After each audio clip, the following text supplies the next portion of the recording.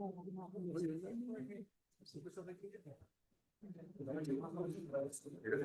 right, call to order. Ms. De La Vega is absent. Ms. Perez is absent. Mr. Rodriguez, Present. Mr. Tumidor, Present. Mr. Zogby, Present. Mr. Junco. Present. Mr. President, you have enough members to conduct business. And Councilwoman Monica Perez is there. Okay, please, invocation. Lord, we ask for your continued blessing upon our city. We ask that you grant the members of this council wisdom and understanding in every decision they face. Amen. Thank you. And the pledge of allegiance led by Mr. Zogby. Thank you. I hope I don't forget. Please, everyone face the flag and repeat after me. I pledge allegiance to the flag of the United States of America and to the republic for which it stands, one nation, under God, indivisible, with liberty and justice for all. Thank you. Thank you. Next, meeting guidance, please, guidance. All lobbyists must register with the city clerk. As a courtesy to others, please refrain from using cellular telephones or other similar electronic devices in the council chamber. A maximum of 3 speakers in favor and 3 speakers in opposition will be allowed to address the council on any one item. Each speaker's comments will be limited to 3 minutes. No signs or placards in support of or in opposition to an item or speaker shall be permitted within the council chamber. Any person, whether participating via the web platform, telephonic conferencing, or physical presence at City Hall, interested in making comments or posing questions on matters of public concern or on any item on the agenda may do so during the meeting. Members of the public may address the city council on any item pertaining to city business during the comments and questions portion of the meeting. A member of the public is limited to 1 appearance before the city council, and the speaker's comments will be limited to 3 minutes. Individuals should be respectful of the elected officials and staff that are on the dais and make every effort to speak with a moderate tone using appropriate language and avoiding personal attacks. Members of the public in the audience shall refrain from shouting or making remarks from their seats to the mayor, council members, or staff sitting on the dais. The public can view public meetings on the city's YouTube page. Thank you. Next item, please. Presentations. Ma'am, I believe there's a presentation by Human Resources. Yes, there is.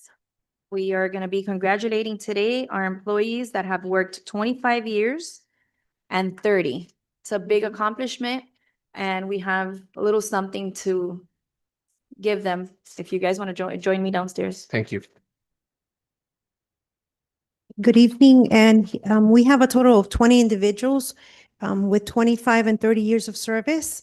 Today, we do have present here today from the police department, Jorge Llanes. We have Stephen Morales from the fire department. We have Marcelino Moreno from the fire department, Marieta from fire department, Haver Piñeiro from IT, Williams Leon from Public Works, Andrew Campbell from ECS Parks, and we also have Kevin Cooper from Fire Department and Jorge Lopez from Public Works.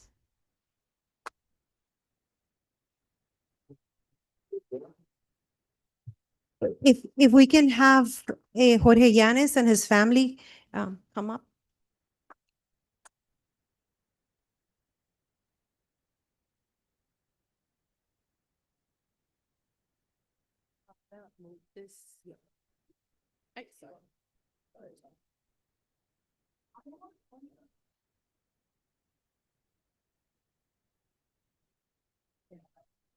So we can have it ready.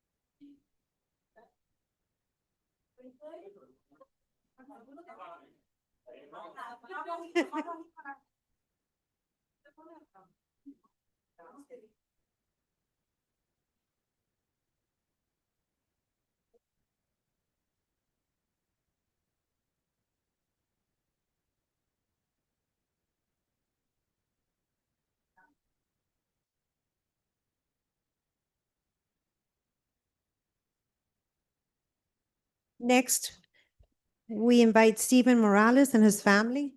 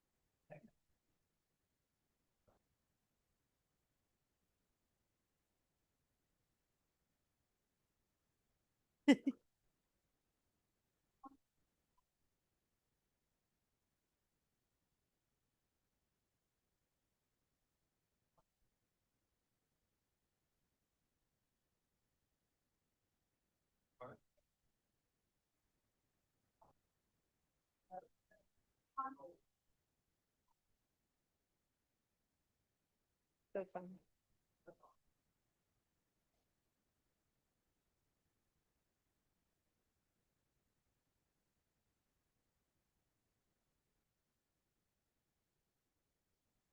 We invite Marcelino Moreno and his family.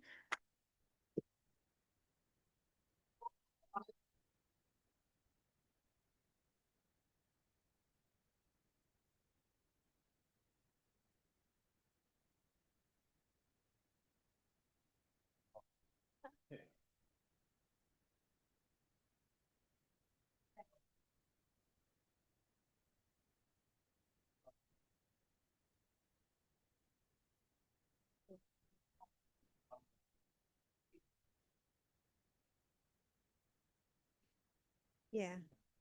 Yeah.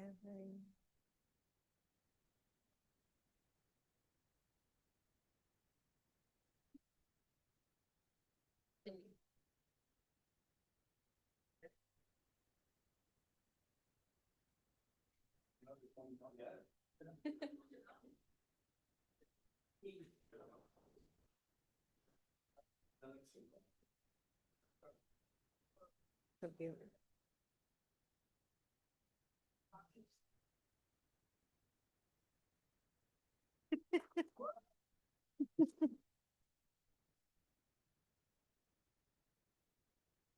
We invite Marieta Borges and her family.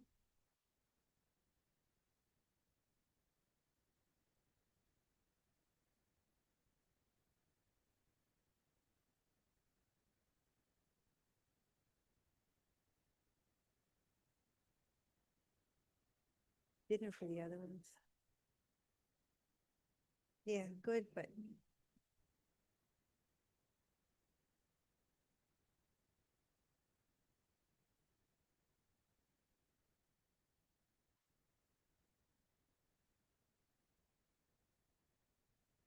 Then. Then.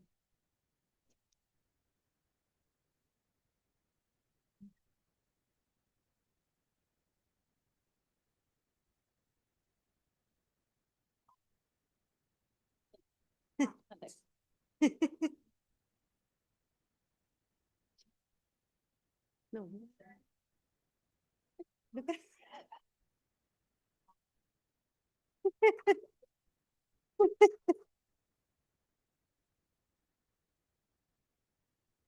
We invite Javier Piñeiro and his family.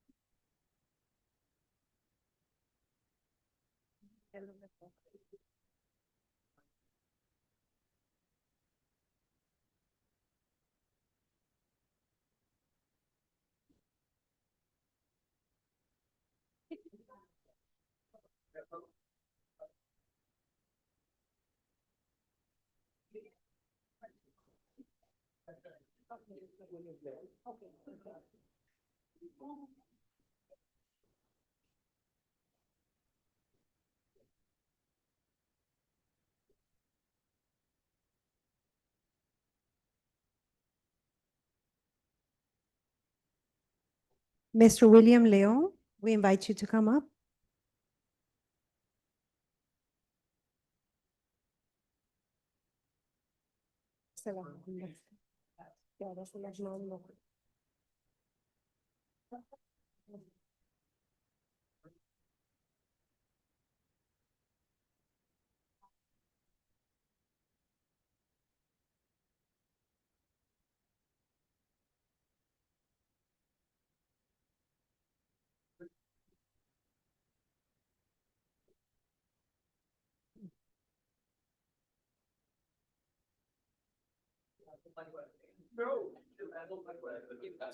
We invite Andrew Campbell and his family.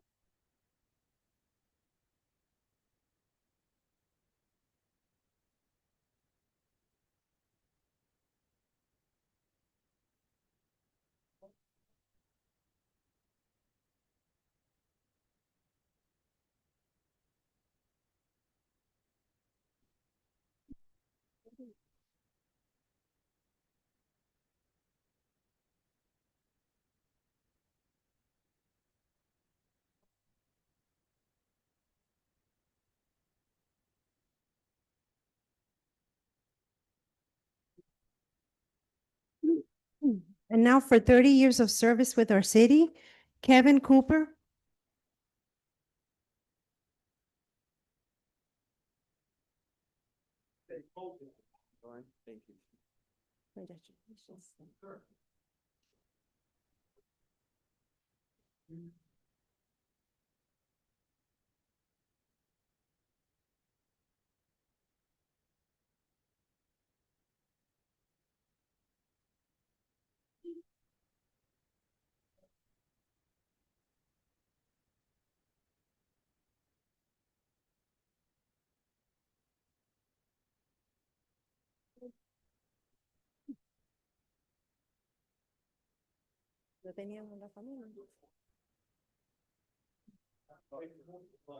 And another 30 years, we invite Jorge Lopez.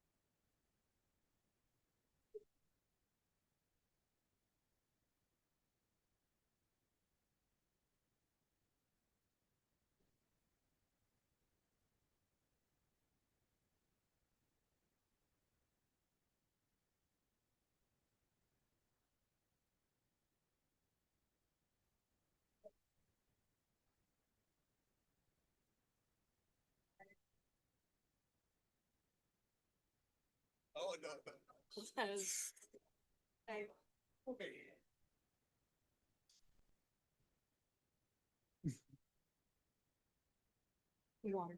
Yeah. You're gonna say, Estaba medio llano, so I think it's for cognitive. Well, they're really what?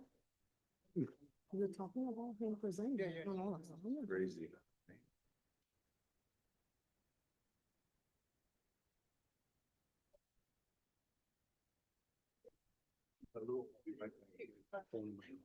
We left your phone? You left your phone? Oh, like so. Oh, okay, we do have quorum. Got it.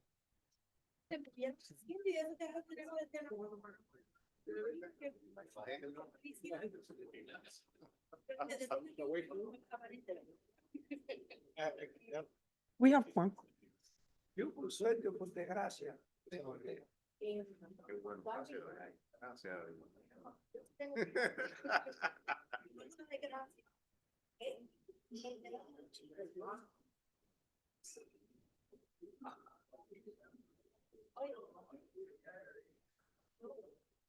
Hey, buddy.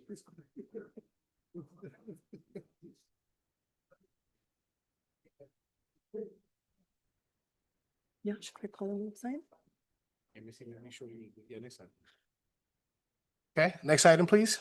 Annual presentation by Kevin Linsky, Public Works Director regarding the Department of Public Works. Thank you.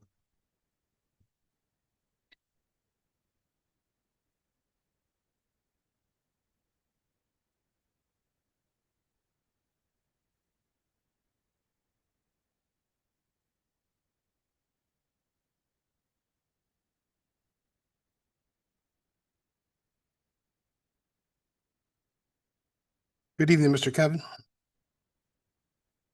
How you doing? Hello, good evening, everybody. Kevin Linsky, Public Works for the City of Hialeah. So the last couple of years, we'll go ahead. Oh, okay. Okay. The last couple of years, I've given a presentation on the budget, where we are with it. This is going to be a little bit different, and it's going to focus a little more on the costs that are coming to us from the county. So the presentation is a little bit different than it might have been before. But before I start into that, I wanted to cover, if you could go on to the next slide. It's election cycle, and there are a lot of things being said about the water and sewer department that maybe should be addressed. I'm going to try to address three right off the bat. One is that nobody's reading our meters, and I've heard this for years. I don't think I'll change anybody's opinion today, but I'm going to give you some information and tell you why people are reading the meters. The second has to do with water quality, that it's poor. And again, I'm going to give you some nice statistics on that and how we measure it and monitor it. And the third one is that water is expensive, and that will be the most interesting one. And that's where we'll talk more about the costs that we have that aren't completely controllable by the city. But if you could go to the next slide.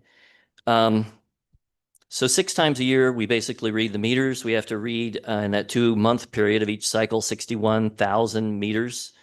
When we send the fellows out to read them, on the first pass, they get about 94%. We track these statistics year after year. That's about how well they do. On about 6% of the meters, we have to go back multiple times to read the meter. At the end of each cycle, we have less than 0.5% that we have to estimate. Now, why people think that their meter isn't read, and I absolutely understand this, is that they look in their meter box, and many times they find a lot of dirt, and they can't even see the meter, which is indication that, hey, nobody read this meter. What happens is that the meter reader knows that this box is going to fill up with dirt many times over the course of the year. So he actually takes a trowel, digs away the dirt, reads the meter, does not put the dirt onto the street where somebody will complain. So even though there's dirt in the meter box, they probably have read the meter. We get a lot of complaints too that when people look at their meter itself, the glass is fogged, which is absolutely true. These meters, some of them are 15 years old, the glass fogs. So the meter readers also carry a little bottle of not quite Windex, but a cleaner. And when they read it, they spray it, they wipe it with a towel, and believe it or not, then a fogged meter is readable again. So if you see those two things, Normally your meter's actually being read, but it would indicate a normal person would look at it and say, there's a problem. Next one is on water quality. And I think many people in the city have seen videos that have been released on the water quality in the city of Miami. Over the years, I don't think there's ever been an instance where Miami-Dade County in general or Hialeah has failed EPA tests or state tests concerning quality. These water sources are tracked daily. There's over 150,000 tests performed throughout the county system. We perform several thousand, and we have to have an independent lab test the water for up to 115 different standards. And we always pass. The water here in Florida is very good. The Biscayne Aquifer is very good. Where we run into problems is in 2 to 3 instances. I think everybody might remember who lived in this area of the city around March and April that the water was fuzzy. So even at the water and sewer department, our water was completely fuzzy. The water was fine to drink. If you waited 90 seconds, the air went out of the system, but the county had been changing their pumps within their water plant, and it was aerating the water. And they were nice enough to have us down. We visited the plant, we walked the plant, we actually helped identify the source of the problem. And within a week, they had solved that issue. So that was a big issue, but it wasn't so much that the water was unsafe to drink. It just looked fuzzy for about 90 seconds. People also sometimes post videos of strange water coming out of their taps at home. Immediately when we find them, we look up the address, we send a team of people out. We test all the water immediately on that day and the next day on all the houses around it. And I will say for the couple videos that we went and checked, we never had a single water complaint on those days, not from the person who did the video, it didn't come to our office, and not from the neighbors, and all of the water had tested fine. I'm not saying that I don't know what those circumstances are when they film that, but we cannot find that within our water system. I think the public knows that the state has changed its regulations this year for water, that we have removed. We no longer add fluoride to the water. That was a rule that was instituted this year. It went into effect July 1st. So there's no more fluoride within the water system. Next slide, please. So this is whether the water is expensive or not. And expensive or not, some people, on our modest budgets and anything, it becomes expensive, and I absolutely understand that.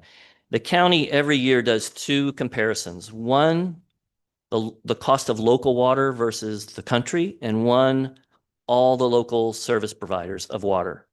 So these are published within the county's budget book each year. This first slide indicates that the water expenses kind of throughout the country, the range seemed to be in a typical month, whereas our typical bill for 1 month, not 2, is $78. That's the normal bill for someone using a little over 5,000 gallons. You might find instead of 78 on the very low end, 56. And I won't count San Francisco, which is just so far out of the park. But in places like Atlanta, you'll be like at $130. So just in scheme of how things are in the country, we're actually cheaper than average. We're probably in the lower third bracket of water expense. Next slide. Kind of the more interesting chart, and the one that I think people are going to be more fascinated with, is what goes on inside of the county. I think everybody knows the county is the major provider of water and sewer services, and they have maybe 80% of the customers throughout the county, but there are another 14 or 15, in this case, I think it says 17, places where you can buy water, including Hialeah. And we basically get water from the county and we resell it. The county again produces a chart comparing those figures for all the cities. I'm not going to count West Miami, which is the cheapest, and I'll tell you why in a second, but of the 17 providers throughout the county, we are the 7th cheapest, if you want to say that. So out of 17 providers, we are the 7th cheapest. Miami-Dade County is, I think here it says in a typical month, instead of our 78, there's 60, but I think that number is now 63 or 64. I think that number is 1 year old. I do know that it was reported recently, and it's been reported more than once in the Miami Herald that we're the fourth most expensive in the county. I don't know where they've gotten that figure from. I've never seen that figure. The county publishes this data, not ours. So it seems pretty truthful that we're on the lesser expensive side. Some communities actually subsidize their water. So when I said on the far left side of the chart, you'll see West Miami. They come in very cheap, just under $30. The raw cost of that water to get it from the county is $40, maybe $43. So there are communities that choose to subsidize their water. So when you see something that cheap, it's not because they're necessarily running efficiently. They just elected to possibly subsidize the water. We have been talking over the last few days about what the rate increase will be for the city and what the rate increase will be for the county. And I think everybody has seen that the county wastewater that they provide, that service to all the other providers, including Hialeah, is going to go up 19% this fiscal year. That's an amazing increase. I've not seen anything like it. These plants have been operating for decades at pretty predictable costs. I can't tell you why it would go up 19% in a particular year. That's a very difficult thing to imagine. And it is normally the largest cost for a wholesale provider, a customer like Hialeah. That's overall half our cost is paying the county for wastewater. What is difficult to imagine within the county, and I believe this is maybe one of the reasons why the mayor wants an independent entity to look at the county's accounting, how are they spreading these costs, is that the wholesale customer for wastewater, like Hialeah, will go up 19%. Their own retail customers will go up 4%. This gets a little bit difficult, so I'm going to spare you the math, but it's almost mathematically impossible because they have to buy their own services. They have to buy in essence, they're almost their own wholesaler. So when the wastewater cost at a treatment plant goes up, their retail customers should reflect that cost as well. That's not our treatment plant. It is everybody's treatment plant. That's most of the cost even for the county. So to increase that cost by 19% and only hit their retail customers by 4% is mathematically difficult to understand. So I think maybe that was one of the reasons why the mayor wanted an independent entity. We had discussed it. I can't explain it. I did spend the weekend going into some of their financials. I think some of you know I used to run that system. I did find things I can't explain, and it would be better for like a forensic or an accountant to go in and explain these things to me. But if you could go to the next chart. Oh, one last thing, just on expense, I had this number written down here. The amount of water and wastewater per day per customer, what they pay Hialeah is 90 cents. That's the amount that water and wastewater services cost for a single residential person at the county. I'm sorry, in Hialeah. So this next chart comes, I was trying to find a source of information that was somewhat independent. And this is the comprehensive annual financial report that's published by the county, their accounting, not ours, about what their revenues have looked like, not their rates, their revenues over the last from 20 to 24. This was the last time a audit was produced. If you'll look at their retail customers, the total increase in their revenues from their own retail customers was 27%. So divide that by 4, maybe that's a 6%. It sounds pretty close to what they've been increasing their customers for. This is the one I just cannot explain. The wholesale customers over the same period, the revenues from us have gone up 66%. It's just improbable. I don't understand how that is happening. Again, the county is supposed to share, and when the wastewater is more expensive to process, their own customers are supposed to share in that burden. It's just been difficult to explain. The next two charts are very similar, so I won't spend time on them. One breaks out water only, and it shows a similar pattern that the county customers, their internal customers, have revenue increases half the rate from the wholesale customers. there's a cost shifting in there. If these numbers are correct and it's their audited statements, there seems to be some cost shifting along the way.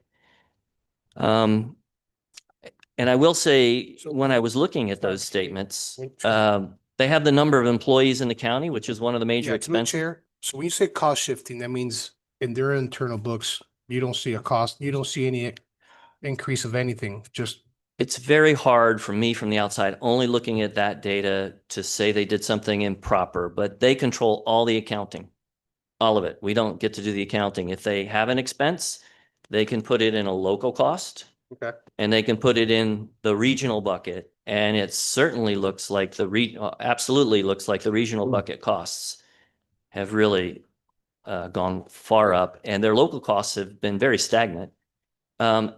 Again, what's difficult to understand is that department always ran forever on like 2,500 employees, like for 2 decades. They added 500 employees in the last 5 years. gotcha. Our entire staff is 100. They've added 5 times the number of people that we even have staff.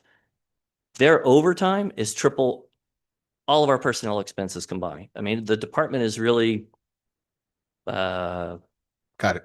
yeah, Kevin, how long you were there? What was your a tenure? little over 3 years, I 3 think. years? Okay, thank you. The next chart, you've seen this before. It's just a breakdown of Hialeah's budget. The most important an important feature of it is that 70% of our expenses are what we pay the county to process sewer and to provide water to us. So when their rate increases go up, it's almost impossible not to increase costs. That's 70% of the costs. And if you'll notice, the sewer costs are over half our costs. So when they try to give a 19% increase on us, that alone increases our total costs by 11%. I mean, that's how impactful that decision was. If you throw in the reverse osmosis plant, fully 75% of our costs really aren't entirely controllable. There's one aspect that is, but we have to buy the water, we have to pay for the RO plant, we have to pay for wastewater. But I'll get to the one thing that maybe there's an opportunity. Next chart. This is just a quick chart showing you the challenge we're up to. If we keep our rates completely flat, we will generate about the same revenue this coming year as we did last year. And that is just about $103 million. Because primarily of the rate increases from the county, we would be short about $13.4 million. And about 11 million of that is going to the county. There's maybe just about $2 million that are for internal increased costs. So that's been a very difficult issue to deal with. I know there's going to be a lot of discussion on that tonight, but that's really the nature of the challenge that we face in this budget cycle. I'll go one more chart. This is a summary of, we provide 2 services, right? Water and sewer, and we provide wastewater pickup. Wastewater, solid waste pickup, and we do that through private companies. The mayor is recommending, and I think on the solid waste side, we can accomplish it this year, a 0% increase to the customer. That's about the 4th year in a row. The costs to us have gone up about 4% this year. And we are recommending that we can keep it one more year. We can keep it flat. If you compare that to the county, I think we saw last year that they ran into some difficulties with their service. They're $58 a month. We're at $36 a month. On the water and sewer, at this moment, the rates reflect about $78 for a typical customer using the average amount of water and wastewater services. If we were to balance our budget, that would go up to about $88.50. So go up $10 a month. That's what it would take to balance the budget. Another kind of cautionary note, the water and sewer department, they are 25% or so cheaper for that customer who's at 5,000 gallons. It's true. We ran a piece of analysis the other day. They have a different rate schedule than ours, very different. They just don't look the same. If you're a customer who uses a lot of water, over 12,000, 13,000 gallons, That's where the break even comes, where the water from the county and the water from the wastewater from Hialeah and from the county, they would cost the same for those two customers. So it really depends how much water you use, but it is true for most people using the average, the county's 25% cheaper. One more slide. Here's just a summary of the cost increases that have been borne by the city of Hialeah wholesale customers. If you look back to 2013, 11 or 12 years ago, we were paying about $18 million for wastewater. And this year, if we were to pay the full bill, it would be $65 million. That has been, now I am going to be truthful, not all of that's the county's fault. Our flow has gone up, not to account for all of this, mind you, but we've had problems with our flow over the last 10 years. One more chart. This chart I presented last year, and it's actually an opportunity, but it shows you where the department has underinvested over the last decade. The blue area indicates how much water we buy, and the orange is how much sewer service we buy. Everything that is in the gap is water that is leaking into our system for which we are paying wastewater fees. Every single wastewater service provider in the country, in the world, has this problem. Water leaks into the system. You can't keep it tight. We have 800 miles of pipe out there. But we need to go through the system methodically, film it, go into the system and line the pipes. And that's the program that we're doing at the moment. One more chart. If you asked me how we're going to be more competitive with the county in about 3 years, and I think this is going to be true, the previous mayor, the current mayor have dedicated over $40 million to investigate the pipes, line the pipes, and keep water out. And we've done a pretty good job of it this year. One of our people who runs the program, he speaks on this nationally. He's nationally recognized for this exact issue, is Oscar Vasquez. We actually stole him from the county. He ran the entire county system, and this is what he does. So he started this program, and we were ratcheting it up. We're going to come back to you in a couple months with 3 big contracts to really push this forward in the next 3 years. That's the best way to try to keep the costs down. And with that, I'll open it up for questions. Through the chair. Granted. Yeah, I think we understood that it sounds in simple terms that we're being gouged by the county with what they charge us for our water and sewer, a lot more than it's the same water and we're delivering it. All they're doing is selling it to us. We're the ones who own the pipes that delivered into the homes, and we have to maintain those pipes and we have to line them, the sewer pipes, and we have to do everything.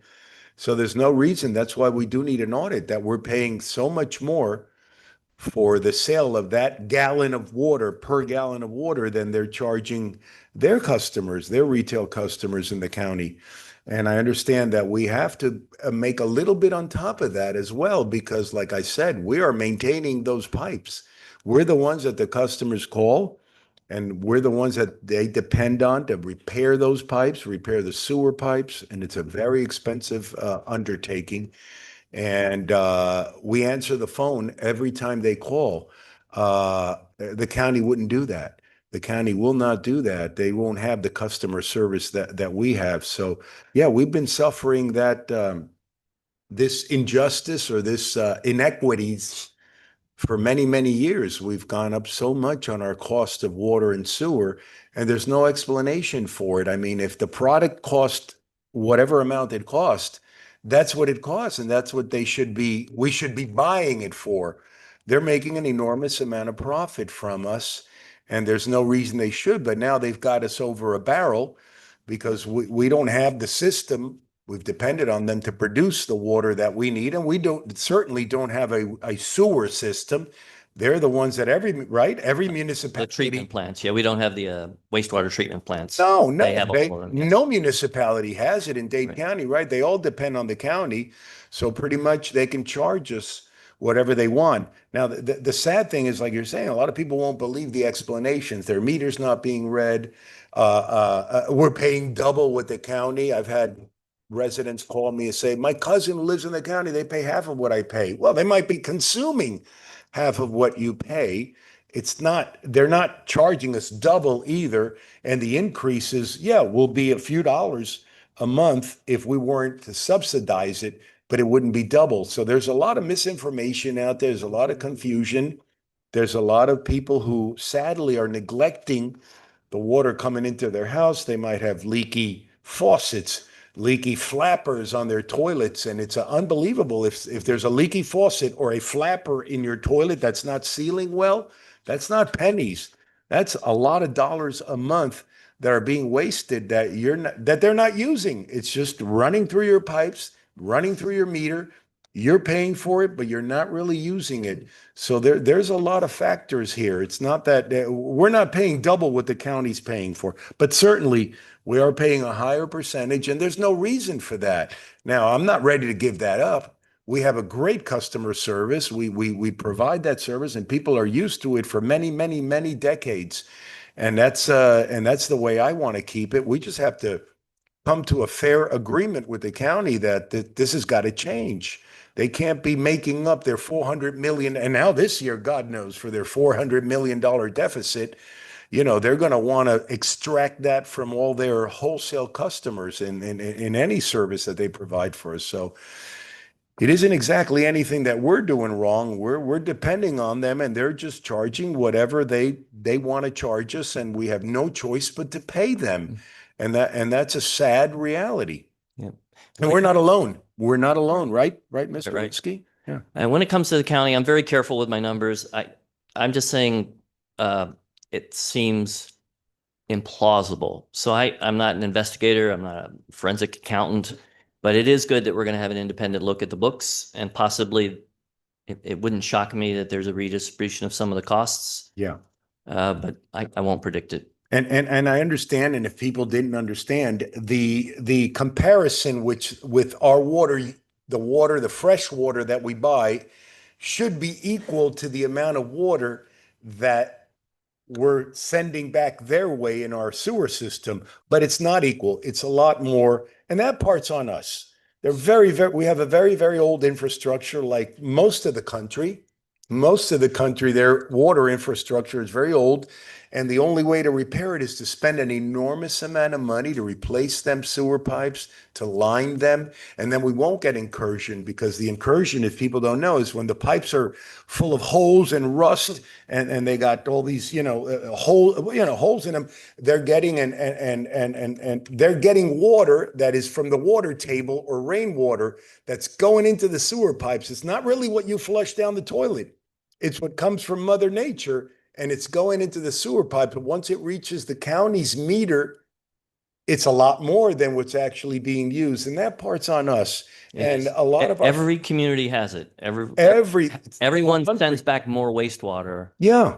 than Yeah. the water they We're use. not It's how unique. much more, but we can make an improvement there. And sadly, it's the fault of many, many around the country, past administrations, that it's a very expensive undertaking to fix your infrastructure, your sewer and water infrastructure. So what have administrations done in the past? They've kicked the can down the road because they don't want to impose those increases and spend that money because it comes out of our budget. But now we have to face the music. It is what it is now.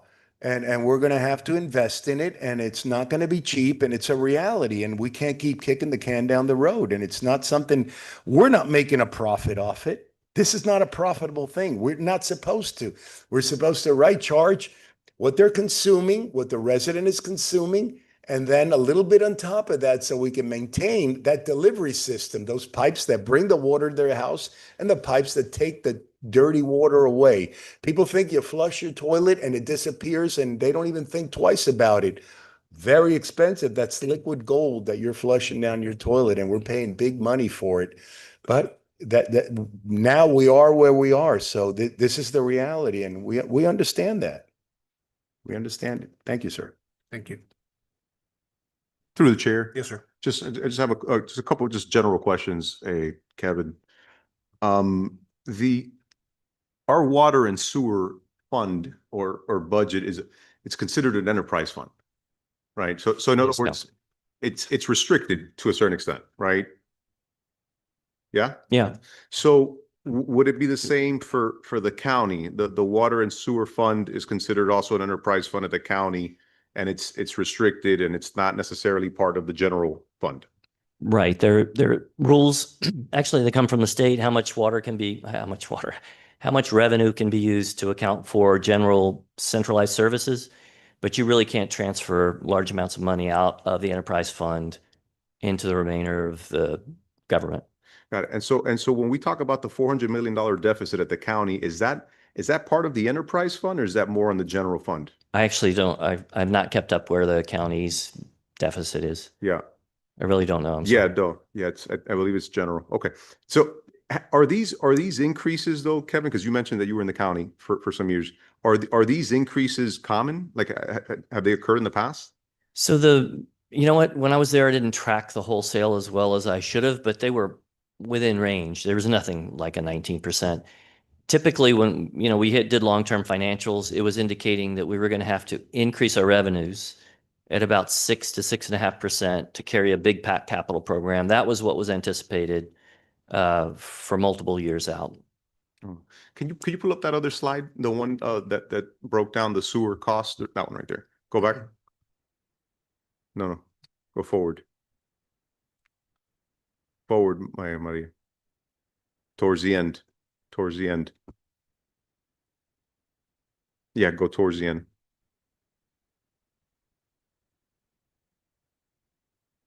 Go back. You pass it. That one. Go one forward. So walk me through this slide again, Kevin. So this is a combination of price increases from the county, only up to 20. No, it has the newest one. We added the newest one. Since 2013 until today, those were the annual price increase of the wholesale customers. All right. Yeah. So year by year is like 3%, 5%, 7%. And then we're saying that this year is going to be 19%. Right. We just haven't seen anything like that. Yeah. And then what happened in 2013 that it was 14%? You recall by any chance? Oh boy, long before my time. Yeah. Okay, got it. All right. And then Kevin, so then this increase of 19%, I see here $65 million. That comes out of your revenue? Right. Yeah, that's what we have to pay for the services. Okay. And that's whatever the cost was plus the increase. The increased flow. Right. Right. Okay. Yes. Because we're saying that the cost of the increase was approximately 11 million. So for this current year. Yeah. About $11 million. And then there was maybe about 2 million, I think, that are internal to the department. Internal. Okay. Yeah. So the 11 million is part of the 65 million. So it's 60. So in the 65 is whatever the cost is, what we accounted for or what we budgeted for, plus the 11 million. I'm sorry, could you say that one more time? Yeah. So in the $65 million, we're saying that it's whatever we knew we were going to be charged plus the increase. That does represent the increase. So last year I know that says 52. My memory of it was maybe closer to 54. But that's how much we'll be charged this year, the 65 instead of a number closer to 54. Got it. Okay. And then just the one last thing. So we're saying that your department is going to absorb that increase. One of the slides you had showed us, right? I think that is what the mayor has to potentially answer that, I think. Yes, we're going to be absorbing the increase. I'm not going to pass it on to the residents. Yeah, no, it's not what I asked. I'm asking, how are we going to absorb it? Is it going to be through general revenue or is it going to be through water? General revenue is going to be transferred to water. Yeah, so I guess we'll make that decision when it comes before the council. So if let's say we say that water and sewer is going to absorb the increase, right? What does that look like for water and sewer? If we were to try to do it internally, Yeah. If you can remember from the chart, it's the pie chart, about 75% of our expenses are what they are. We don't control the price of water, the price of wastewater, the RO plant. So that leaves us in range of, I'm going to say $25 million that we have control over. 11 million of that, 12 million of that is personnel. Then we have a contract with someone who takes care of the wastewater plants, and then the rest is mostly customer service. So if we were trying to absorb that, we would have to decrease that 25 million that we use to run the department by 50%. Perfect. All right, and then that comes before council when? Is I it will during defer budget? to, Is it? Yeah, okay. All right, perfect. Thank you, Kevin, appreciate it. If I may, through the chair. Yes. So Kevin, at the start of this, you were talking about some of the social media kind of campaigns that are out there discussing the water quality and different faucets that are showing the cloudy, water or the yellow water. You said that you haven't heard of those cases, you haven't spoken to those residents, they haven't called? so when it came to the cloudy water, we had an enormous amount, a number of complaints, including our department was issuing complaints. Okay. But the complaints we passed to the county because it was their issue coming out of the plant. So we absolutely heard that one. And we sent people all the time testing water around the plant, understanding, kind of isolating it down to the county. In that case, it was the county. And they were great when they found out what the problem was, they corrected it. Now when we've seen two particular videos, which were with maybe orange or very gray, I'm gonna say orange or brown water. Those we didn't get a complaint by anyone, never came to us. And we did find the addresses and we went out and sent testers to go out and they go to the homes and go to the faucets and they bring back water and send it to an independent lab. We did not find an issue on those two instances. On those two homes that did post those videos of the orange water, you That- went to those homes, so we addressed those concerns. We went to the homes surrounding them and tested to see if, hey, is it isolated in this person's house? Or is it in our pipes? And it turned out it was not in our pipes. So if he had something in his own internal house, he really needs to bring in a plumber. We don't go inside to check their pipes inside of their. So it was one properties. house. In each case that I know of, it was one house each time. Okay. Of the, And do we have record of those particular cases that the water was turned off prior for whatever reason in that home and then it was turned back on and then there was this issue? Did we check those addresses to verify if we had the water shut off at those particular we did not. locations? To my knowledge, we did not. Okay, can you check Look at that that. for me? Sure. And so basically it sounds like we're the county's subsidizing, right? Because of the issue that they have right now and it's something we're going to absorb. Can you give me that number again that you said to tune it or because I didn't get to write it down? You said it was 25 million? I apologize. So the amount of our budget that we can control is $25 million. Okay. How much do we have currently in reserves? So in reserves, it's in certain categories. We have, I believe, 17 million that's in a lockbox.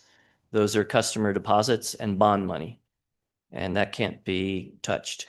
We've taken another just about $18 million that's in dispute with the county, and we've technically kind of escrowed that because we cannot predict the outcome of the court case that's pending. And then free cash, and free cash is our working capital, is in the neighborhood of $19 million. Typically, and you'll find this in most government manuals, right? You're supposed to have on hand no less than 2 months of operating revenues to be able to be a going concern. In our case, that's like spot on. 2 mil. It's exactly 2 months. 19 mil. Yeah, it's pretty much. Okay. And refresh my memory on the bonds that we have. Which one expires soon? So I wish I knew the dates, but the bonds, I believe, were issued around 2014. I bet you they're 30-year bonds. My guess is they're around 2042, actually. I think I remember hearing that date. They began with a principal balance of around 50 million, and they're at about 35 million today. And we had two. So that was one of them? I'm only familiar with that one bond. Maybe the finance director has just one. It was one. Just one that we. Okay. All right, thank you. Through the chair. Yes. I wanted to make something clear because it's confusing to a lot of people.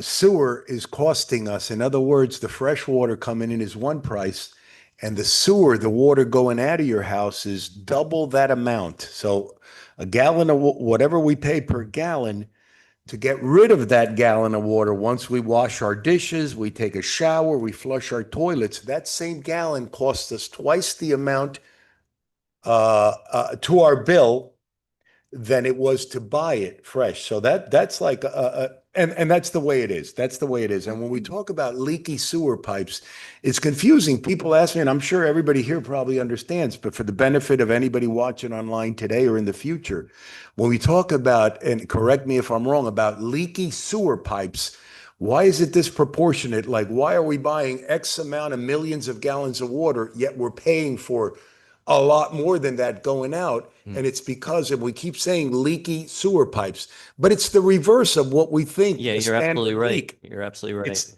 We're most, so used to it, we just talk about it that way, but if I were listening to this for the first time, I would be confused. yeah, because most sewer pipes are submerged in water, either by the water table or when it rains, so they're submerged in water. If they were actually leaking out, if those sewer pipes were leaking out, that'd be great. Yeah, That that's means not that way the it works. meters would measure a lot less water. The problem is they leak in reverse. They have cracks and holes, and the water table rises, the rain falls, and water that is never coming from anybody's house actually gets in, leaks into the pipe, and then that's read by the county meter, and they said, look, this is the amount of water you owe us because this is the amount of water now we have to treat before they let it out into the Biscayne Aquifer or Biscayne Bay. And as we know, there's a lot of improvements in that. And we may be seeing the golden age now. The water may go up, especially the treatment of water. So the problem with the pipes and what's going around in the country, which we said we're not unique to,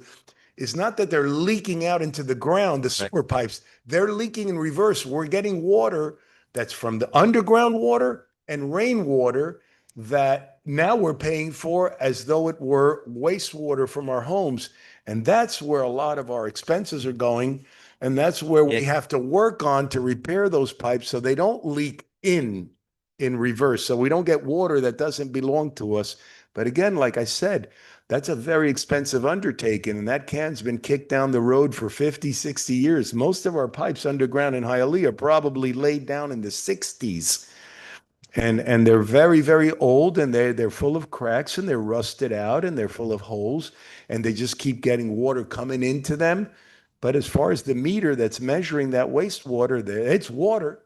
Yeah. So on it has on to be any- treated. On any typical day, if you looked at our entire pipe system, about 50 to 55% of the wastewater pipes, and these are gravity, right? They're just, Wow. are underwater. Yeah. And that's true throughout the whole county. So if you have Yeah. a crack in that pipe, water comes into your pipe. Exactly. The ones that are above that 50%, they don't really tend to leak out because the water just flows where it's easy to flow, which Right. happens to be in the pipe. On a rainy day throughout the entire county, this is not a Hialeah thing. Instead of the county processing 310 million gallons, they can process up to 750 million gallons in a 24-hour period because everybody's pipes, once the water table goes up and the rain comes down, there's a lot. They're rotten. The pipes are rotten everywhere. And it's not a unique problem to us. It's in the county and it's all around the country. And everybody's having to face that reality. And nobody wants to really undertake that because not only repairing, replacing pipes and lining them, many times you have to break up streets, cause major inconveniences for years. And it's very expensive to do. So, but now we're suffering the ills of that, of having waited. It's like a house. I'm not going to spend the money on my house on a new roof this year. I'm not going to do this. But the more time that goes by, that adds up. It's not only the roof anymore. Now it's done truss damage. It's done ceiling damage in your house. It's done internal damage. So when you finally catch up to it, it's going to cost you 3 times the amount. But it's the nature of the business. Everybody looked the other way for too long, and now we've got what we've got. Yeah. Yeah, I think the good news is the amount of money that has been set aside for this Correct. is a good fit for the Yeah. problem we have. So So you we're- will see a couple contracts with specialists Yeah. who go in and, we're going to escalate the amount we're filming, physical inspection and lining the pipe is really the Yeah. answer. You'll see And a it's the lot of big, that. It's the big pump station problems, right? They're pumping more than they should because they're getting all that incursion of water, which they shouldn't be getting, and that's something we're Hey, working on. I will now. give you some good news. I don't know if we're allowed to do that, but when I first arrived here, which is only a couple of years ago, 1/4 of the city was in moratorium. You Yeah, couldn't that's build. correct. 1/4 of the city. That was an amazing thing. We are under 15% now, and by the holidays, we think we just for the first time, maybe on record, be just under 10%. We're And- looking to be at 10%, That's which excellent. is a pretty astonishing thing. And you know, And again, our Oscar, who's here, it really spends almost all his time getting these stations out of moratorium. and you are correct, sir. And the thing is, what people don't know is it's not only how much more we're paying for water that we shouldn't be paying for. And it's not the county's fault in this case. It's just what's happening, the nature of it, you know, when you get water into the pipes. But it totally hurts the economy because when we're in moratorium, all those moratorium areas, It's they terrible. could not open new businesses. They could not expand their businesses. It totally froze development. So it was something we definitely had to address. And I'm very glad the last administration, the last couple of administrations said, look, we're going to designate this money towards this because it's to save the city. And the residents, they didn't understand, and the business owners, they didn't understand, and I don't blame them. It's like they wanted to invest and expand, and they couldn't because we had this big black cloud over us. But now it's definitely going in the right direction. We thank you. We thank you and Oscar and everybody in your team for that, sir. Thank you. Yeah, through the chair, just one last thing. Kevin, you mentioned we have 17 million in a lockbox. Locked it up, threw away the key, right? So and then we have 19 million free cash, and then an additional 25 million for your budget for operations. And then you said we have 18 million for the dispute set aside, right? We do. We have 18 million set aside. We have 19 million in free cash, which is our operating, and 17 million in the lockbox. We don't have an additional So 25 because million. you mentioned that it costs 25 for operating. So this year it will probably cost us whatever the number might be. It's like it's $116 million. About 25 or now 30 of that, 28 of that is our internal costs, where we're paying employees, we're paying a contractor. All the remainder is what we pay for the county. I was trying to express with the 25 million. That's the money we can actually control. All right, and then the 18 million though that you set aside, you didn't put it in a lockbox and threw away the key for that one, You'd right? have to ask our finance director, where are you keeping our 18 million? All in one basket with the Oh. free cash. With the free cash? Okay, got it. So that's not restricted. All right, thank you, brother. Appreciate it. Thank you through the chair. Kevin, how long are we in the original $40 million investment? This is year 2, year 1, I put it in a little over a year. and you told me it was a 3-year project back then, representation, if I'm mistaken, right? So the full benefits we're probably seeing in year. I would say 2.5 years, we should be getting very close to being at a standard that's acceptable. That's the goal. Got it. Okay. And just financially what that means, right? And I hate to put myself on the spot, but we could, if we do a good job, reduce the wastewater flows by 20 to 25%. So if you look at that $65 million number and you reduce it by 20%, Correct. I mean, our goal is to save $15 million a year. Gotcha. Starting with the budget, the third budget I out. remember your presentation a couple of years ago. That was part of that was the main goal, to reduce almost 20% of that number. Yeah, and we've had a good year. It's a little hard to tell whether the good year is because you've done good things or it just didn't rain. But in this instance, the trend, we're probably 6 or 7% under last year for wastewater Okay. flow. Okay. But it's hard to predict when you get 2 rains and then you're back. Okay. Thank you. Council, you good? All right. Thank you. Appreciate that. Thank you. Under presentation, council, I asked the Hialeah City Park Department to present the summer exceptional resources and stuff that got done this year. And now that summer's over, Willie, please give us a small recap. It's not going to take too long, please.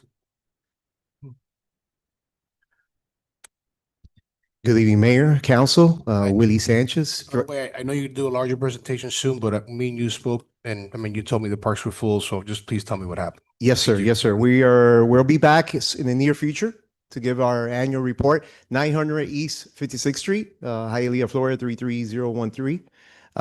Just want to take maybe 8 minutes. We had a very successful summer and just wrapped up. And I'm going to have Douglas speak a little bit about what we did in the pools. Then Gion's going to talk about our rec program was very successful.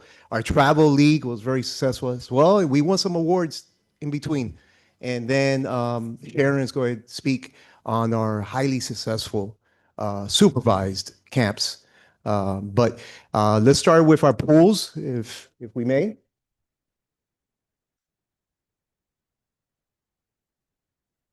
Amy Navis, right? Good afternoon, Mayor and Council. Douglas Cordovi, 4820 President Donald J. Trump. I've been wanting to say that for quite some time. All right, so a small recap before we start. I want to take the time to thank each one of you guys and obviously the management team that we have and director that we have for the support throughout the summer. It was quite challenging, the fact that we needed to employ X amount of staff, and I'm very proud to say that after 80 applicants, we were able to recruit the staff that we needed for this summer. So that's quite an accomplishment.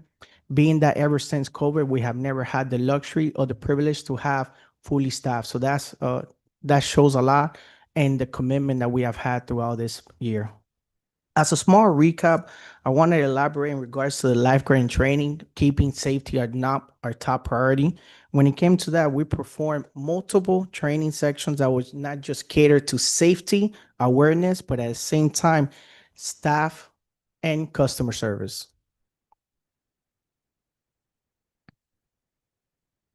Our summer was highlighted by multiple programs that we were able to develop and bring into everyone in order to become more aware and do multi-level generation when it comes about different ages. We have a variety of different programs that we're very proud of now, that it comes from seniors to adults. So even one particular I'm very proud, which is the first time we ever had, which is snorkeling classes. That is pretty much a family gathering. So we teach the fundamentals of snorkeling. All this is provided to you under the scope of aquatics and all generated by staffing and with the personnel that we have. In regards to the clubs, we're very proud of the success that we have had in the rebuilding that we have accomplished ever since we took back our Myland Aquatic Center. We all know that was quite challenging, the situation that happened with the heater, but we're able to rebuild and build the swim team back. But now your club is not just only for kids and youth, they're also for adults. We increase, the activity and making a multi-generation that we started this summer, an adult league, which is pretty much for adults that would like to swim and also do water polo in a competitive environment, as well as a practice and recreational as well. We were very successful to kick off our summer with an event that was called Glow Night. That was a multi-level and multiple departments collaboration. It showed the teamwork and the effort that we put together in order to kick off our summer. That was extremely successful. It's something that we have done for 2 or 3 years in a row already, and something we want to continue building on that. With the approval of the mayor and council, we're able to partner with multiple commissioners. One in particular was Senator Rene Garcia, Commissioner Natalie Melina Orbitz, and Jesus Tunidor, councilman. And we were able to bring to our residents of Hialeah a total of 97 participants got free learn to swim classes. With that being said, it's 97 participants. It was a total accumulate of 400 learn to swim classes that were done throughout the summer for all Hialeah residents. That was a small token of appreciation that we did, and then the commitment that we have, how we want to continue raising the bar. Thank you for your time. I appreciate it. If you guys have any questions, I'm here for you. To the chair. Yes, sir. Doug, just one question, because I had a couple of residents call me about it. Bucky Dent Park, the pool, what's going on with that? Well, Bucky Dent hasn't been in operation since COVID. The program that we have running in Bucky Dent has been pretty much previous to this year was Learn to Swim. And we also have programming, which is lap swimming. But in defense of being open for general use, we haven't. What we put into that, it was McDonald's Water Park that was open successfully this year with 6 days working. That has never been done before. We also have Myland that was open for general public, as well as club level and backup pool as well, which was open year round and is still open at this point. Do we have any plans on opening up Bucky Dent for general use? Yes, Buckington right now is going through a phase of rebuild. There's multiple components that's taking into effect. A pool is very, very difficult to understand.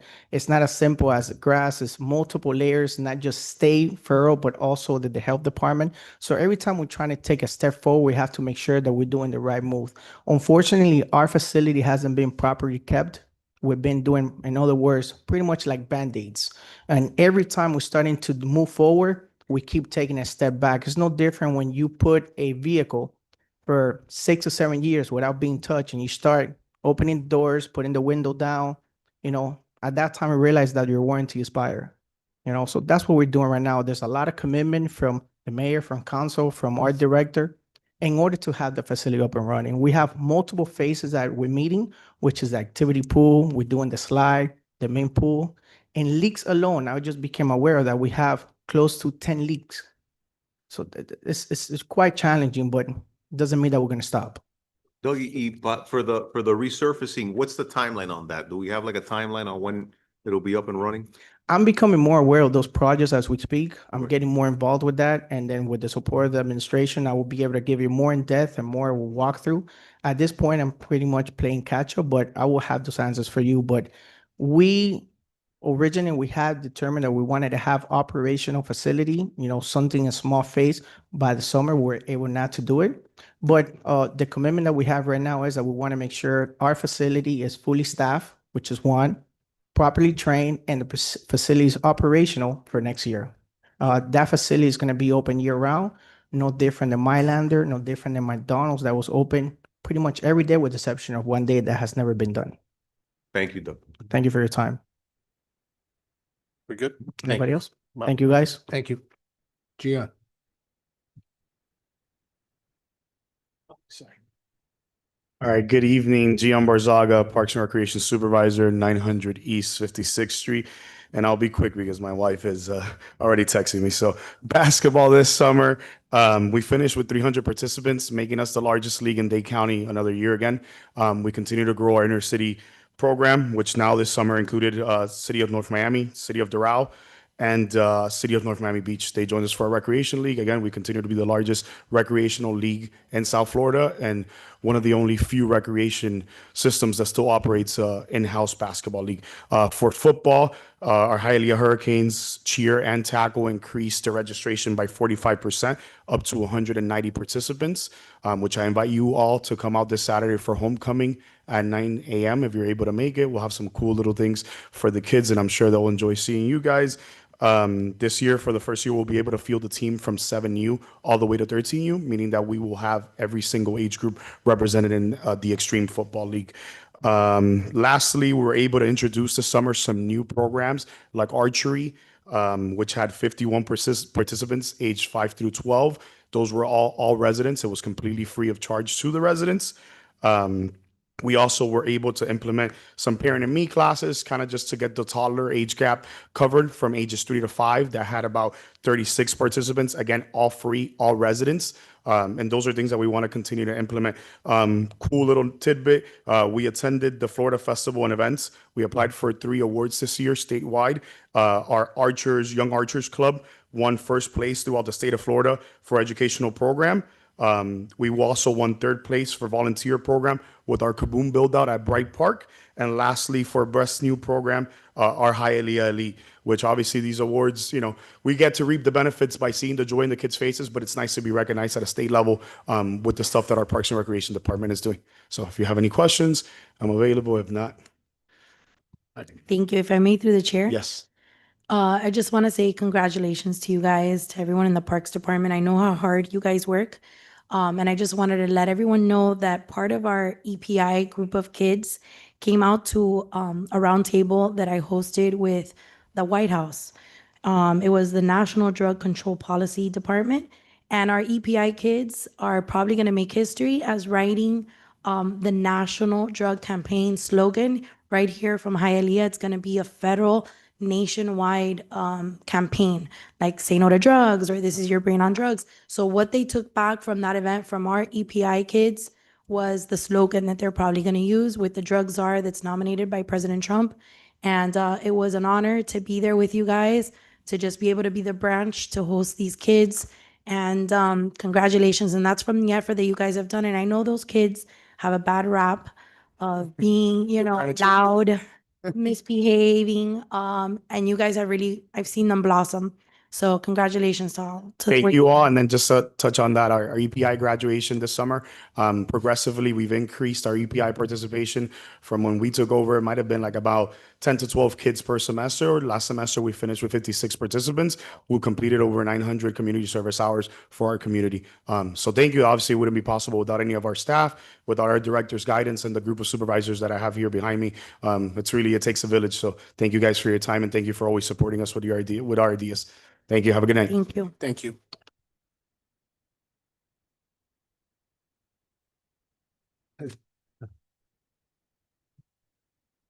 Hello, Sharon Pizik, Education Division Director for the Department of Parks and Community Engagement, 5601 East 8th Avenue, 33013. How you doing? Come on. Okay, so essentially what I oversee is all of the summer camps and after-school programs. So summer camp programming this summer, we had over 500 students attend our paid summer camp programming, fully operated by dedicated city employees. We had 4 unique summer programs, which is the CLAP program, Young Leaders with Character, Step Ahead, and our new Mylander Summer Camp program through Parks and Recreation. All of our programs are located within city parks. There are 9 locations, and all were designed to be inclusive and accessible to youth throughout the city. What our programs are intended to do is support academic retention, personal growth, physical activity, and ensuring affordability for the families in Hialeah. All of our students within our camps received free snack and lunch through the summer food program. Let's see. Please. We also had made sure that it's very affordable for the families. So like for our CLAP program, it's $35 a week, which is unheard of for any type of summer programming camp, 11 hours a day, for the whole week. So in that program alone, we had over 300 kids registered consistently through the 9 weeks that we operated.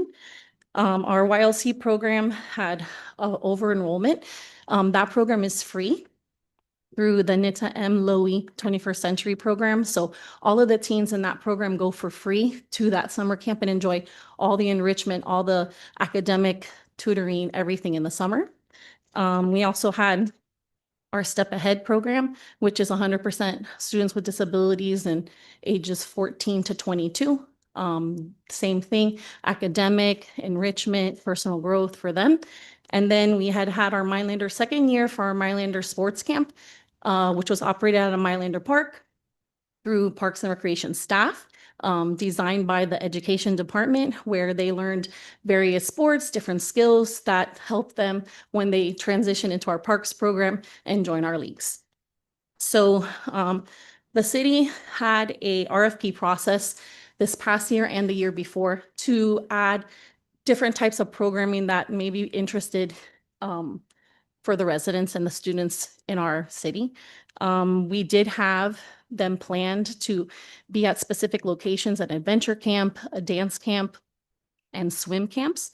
However, they did not receive sufficient enrollment. So those camps did not happen. So because of that, the department is looking into possibly designing camps of our own at the different locations to be able to offer a different variety of activities in the summer.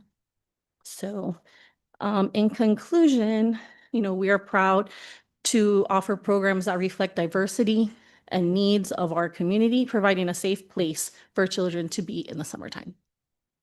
Thank you. If I may, through the chair. Yes. And one of the points that we also have to include is that you, with the department, with the team teachers, also wrote curriculum and wrote different kind of projects and lessons that will reach all the students in Hialeah, now celebrating the centennial, that we worked in conjunction with Miami-Dade County Public Schools And I'm excited because that's already next month. What's the timeline on that project? Where did we leave off that they're going to start adopting that, or do we have to touch base? It was actually in effect this past year, so it actually got put onto the website and the teachers were able to download and use within their classrooms this whole past year. It's still up on the website. At least in the cities, like our after-school programs, we implemented that curriculum last fall. So, Okay. yeah. Is there something that maybe we could engage, maybe having a representative go out to the schools and maybe just give out like a flyer and touch base, maybe one-on-one with somebody at each of the schools, just to show them where it's at and make sure that, you know, we branch those two connections, because you guys did all that work. And Yeah, I know that we had reached out to the principals. A notification was sent out through the intergovernmental community Affairs. liaisons and stuff. So they were all aware of that. They were aware of the website and they were aware of how to obtain the downloads for the Centennial. okay, so they were issued that information. Okay, perfect. So congratulations for all the work that you guys have done. Through the chair. Sherry, I got another question for you. If you don't mind. So what's going on with Special Pop? What are we doing with the adult training license? Where are we with all We're that? right there. Yeah? Yeah, Oh, we're right where? there. We have an inspection. We're waiting on a fire inspection, a fire alarm. There's multiple fire alarms and we have to disconnect one to be able to have them come back and get the fire inspection. Once we have the fire inspection, we submit the documentation for our license. That process is multiple. Before it was one step, now it's multiple steps. So we're right there at the end. Once we get the fire inspection, they'll go out to the site, clear us, and then we can apply for the license. So we're We've been waiting on the fire inspection? we have to Who- disconnect a fire alarm system, an old fire alarm system that is not operational. They want us to remove that system. So Is that a heavy lift? it's just, there's a lot of projects with construction and maintenance. So, you know, once we have them available to come out and do it, we'll be able to do that. So construction and maintenance is the one that needs to remove the fire? Yeah, they have to come and have their electrician come out and take it. Okay. And how long you been waiting for construction and maintenance to come out? Just recently, there's a couple other things that we were holding off on. There was a lockbox that was, to order it was like 3 months on back delay. So we've been waiting on that. That recently got installed. Now we're gonna have the electrician come out, remove the system, and then we should be able to move forward. Okay. And then an estimated timeline on, I would say maybe by like the end of September, hopefully. oh, cool. Yeah. All right. Yep. Thank you. You're welcome. Thank you. Through the chair, Willie, just to talk about Echo, Councilman Tumdidor, I know that Bucky Dent had a major project and the funds were put aside. Is that gonna probably be for next year or how's? Yes, sir. So George Martinez, our construction director, has taken the lead on Buggy Dent. We're actually going through the company that won the award to do most of the repairs are still pending. We're working with them now to finalize pricing, and if everything goes well, we should hit the ground, soon to finish up the repairs. And just to note about the pools, we just completed our consultant, Councilman Hunsaker, was here last week, and they went through all our pools. So soon, maybe in 4 or 5 weeks, we'll have a complete report on the pools and what's going to cost to get them all fully running in the right direction. So that'll be presented to the mayor and council very soon. Any other questions? No, thank you, sir. Thank you. Appreciate it. Thank you. Thank you. Thank you, everybody. Next item, please. Comments and questions? Registered speaker number 1, Florencio de Armas.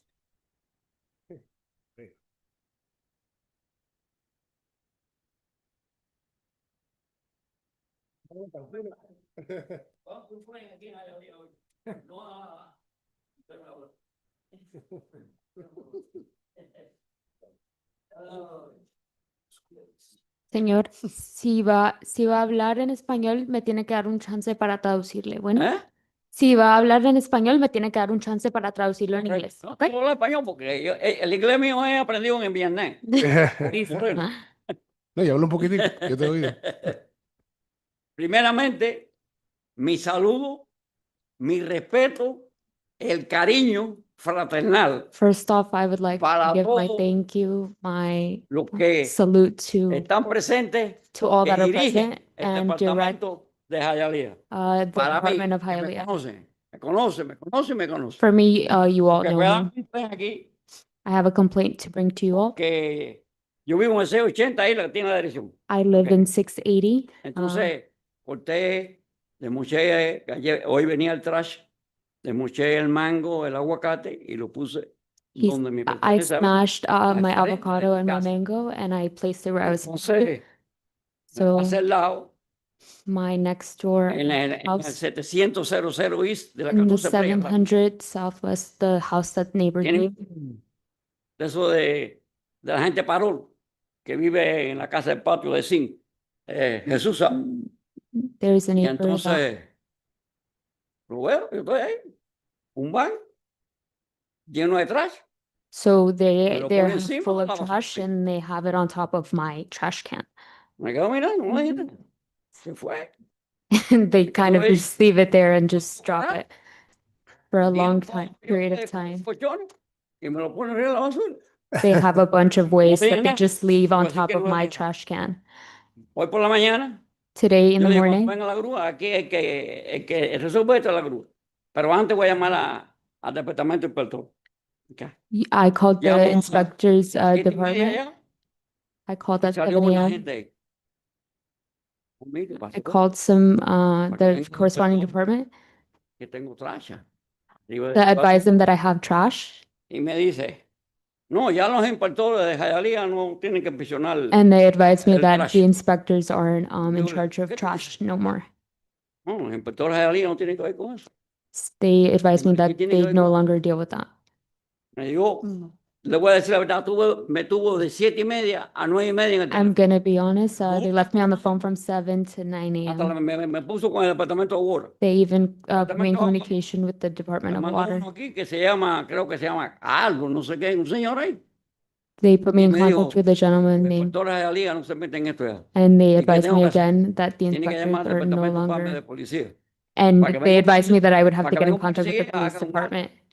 Digo, ¿y los inspectores de Hialeah qué hacen? And I Estamos jugando bingo ahí, carta ahí, ahí en el and I de wanted to Hialeah. inquire if the Porque yo trabajé en el inspectors have departamento de to, basura 30 años. I worked in that Ahí yo department suave. for about 30 years, so 30 años I en el know a departamento bit de Solid Waste de Dade County. No, porque se le arruinó su show. ¿Ok? to do with Dade County, so Entonces, I'm dice la aware a muchacha, little bit of "Mire, the process. espere un momento. Habló con una señora. I spoke to a me dijo, lady, le voy a poner con una señora que and they let me know that they would put me in communication le va a with llamar al inspector. someone that would call an inspector on my Voy a llamar al behalf. inspector, le voy a pasar They went ahead and a called todos an los inspectores inspector que vaya a su casa. to Le dije, si viene inspect la my basura, home. se queda en el piso. The Pues, trash that I received, what was received would A be las left 10 on de the la mañana ground. llega el equipo operero de la grúa que viene de At Pompano. the end of today, Hablé con él. Le dije, mira, esto y esto y esto es así. Dice, pero pues yo hablo con el superintendente de Pompano Beach. Pues si viene de Pompano, so I spoke to the superintendent in Entonces, Pompano Beach, me dijo, coge el teléfono. and they advised me to Entonces, grab the phone, El superintendente habló conmigo. and I spoke to the Entonces me dijo, superintendent myself. ah, bien, entonces. Le digo al operador, tira foto ahí. The operator Photo- advised of all photo- photos that were taken of Le the dijo, incident. coge la grúa, recoge todo eso y tiro solo para el lado de ellos. They advised me that I should go ahead and take Yo out creo- all the debris and place it where it's Eso para allá supposed de- to go. Señor Florencio, appropriately. perdón, te voy a dar un minutico más, porque ya me pasé de 3 Ya, minutos. ya. No, no, no, por favor. Ok. Sí. El negocio fue que In vino conclusion, la grúa y se lo llevó. A las 10:30 vinieron the dos. truck went ahead and took the trash, and at 10 a.m. Un en today, inglés, un en español. La one raza. person in English and another in, Y entonces uno me dijo, Spanish. ¿por qué tú no vas a recoger la basura? and they advised me why didn't I go ahead and pick up the trash Habla con la compañía. to see if I could go ahead and talk to the company. Pues hablaron ahí, tuvieron como una hora ahí. And I was there for about another hour speaking to the company. Honestamente, la muchachita que habló conmigo la conozco yo. But I tell you Ahí, honestly, the tú sabes dónde trabaja. lady that I spoke to, Trabajaba en Virginia Gardens, en el City Hall. Una rubiecita, se reía. she went ahead Ahí, and ahora spoke que to se me. conoció vosotros. Ya, Gracias, Florencio. gracias, Florencio. Next person.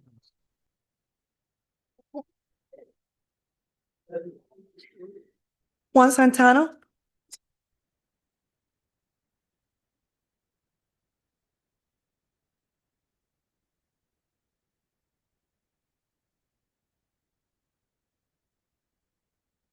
Juan Santana, 5601 West 10th Avenue. Good evening, council members, mayor. I needed to ask a question regarding Hialeah Housing, but Julio Ponce is not here tonight. I've been going around speaking to the elderly people. You can stand next to me and tell me that if you want. But basically, I wanted to know certain questions. And again, I don't know this. That's why I'm here to ask this question. Does the city of Hialeah still oversee Hialeah Housing? Right? Because I've been asking certain questions regarding times to go see the residents that live in these locations. Come to find out, I'm the only candidate that has been going, which is fine. The staff members are amazing. I don't have nothing bad to say about them. I even went to the main office and I've left messages. I just want to know this because it just doesn't make any sense that if they have lunch at 11 o'clock, they don't have people come at 10 o'clock or after 12 o'clock. You know, they set my time at 2 o'clock, which everybody's already sleeping. All the elderly people they eat, they're going to go to sleep, you know? So it's something funny. But Madam Mayor, if you can answer that, that'll be great. If you can't, it's fine. So you say all the candidates have gone? No. I said I'm the only candidate that's been going. Oh, that's been going. I thought Yes, you meant you were the I'm the only one that only had one. not gone. No, I'm the Bueno, only one. Ponce is approaching, Oh, but I'll as far as give I him some know, room. Hold up. There you go. He even put on gloves. Julio Ponce, 75 East Sixth Street.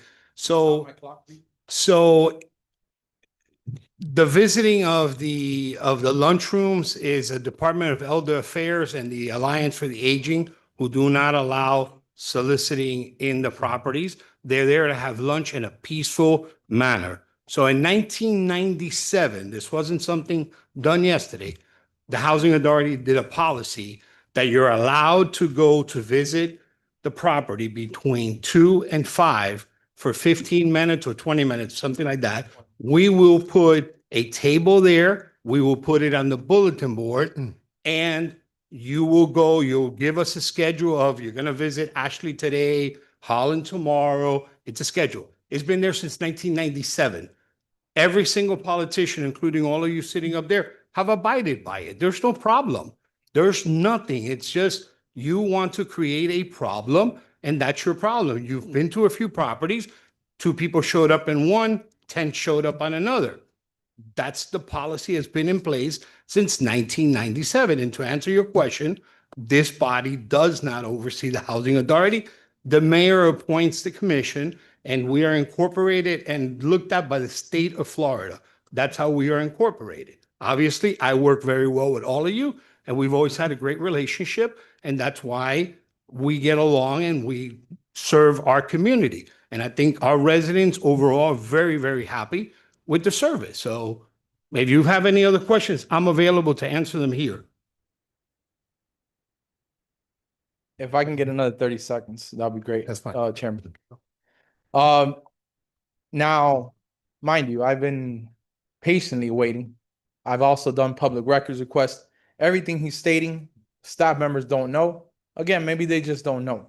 You know, at the end of the day, I would like to educate myself more on this, you know. Just to give you a brief update regarding your refrigerator program that you started a couple years ago. The residents have no idea about any of that stuff. I've been telling them nothing but great things that you've been doing, Councilwoman Monica, right? Okay, it closed this year. Okay. You know, one of my main things is always to make sure I do my community outreach that I do in the community. And a lot of them are complaining about the food quality that they're receiving. This is something I'm bringing to each one of you. Okay. And also, they're also, you know, we need to see how we can get Feeding South Florida and FarmShare to come out to start giving them food that they can cook in their units. This is just something I'm bringing up. Again, I'm not criticizing Hialeah Housing as the organization. Okay. All I'm saying is we can always do better. Now regarding this whole water issue, Madam Mayor, this is not on you, but unfortunately this falls on you. Okay? Previous administrations talked about infrastructure. Carlos Hernandez did a terrible job here. One of the worst mayors in the history of Hialeah. Mayor Bovo tried the best he can, right? And he tried and tried and tried, but we need to get this going because now we're paying for it. Like Carl Zobby was mentioning earlier, you know, we're paying for it. Literally all of us that are property owners here in the city of Hialeah. Thank you very much. Thank you. Next speaker. Jose Ozzie.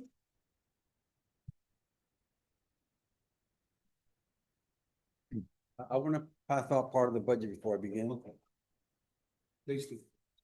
So this is the proposed budget for 2026, and I will give everybody a copy also the script and make that public record.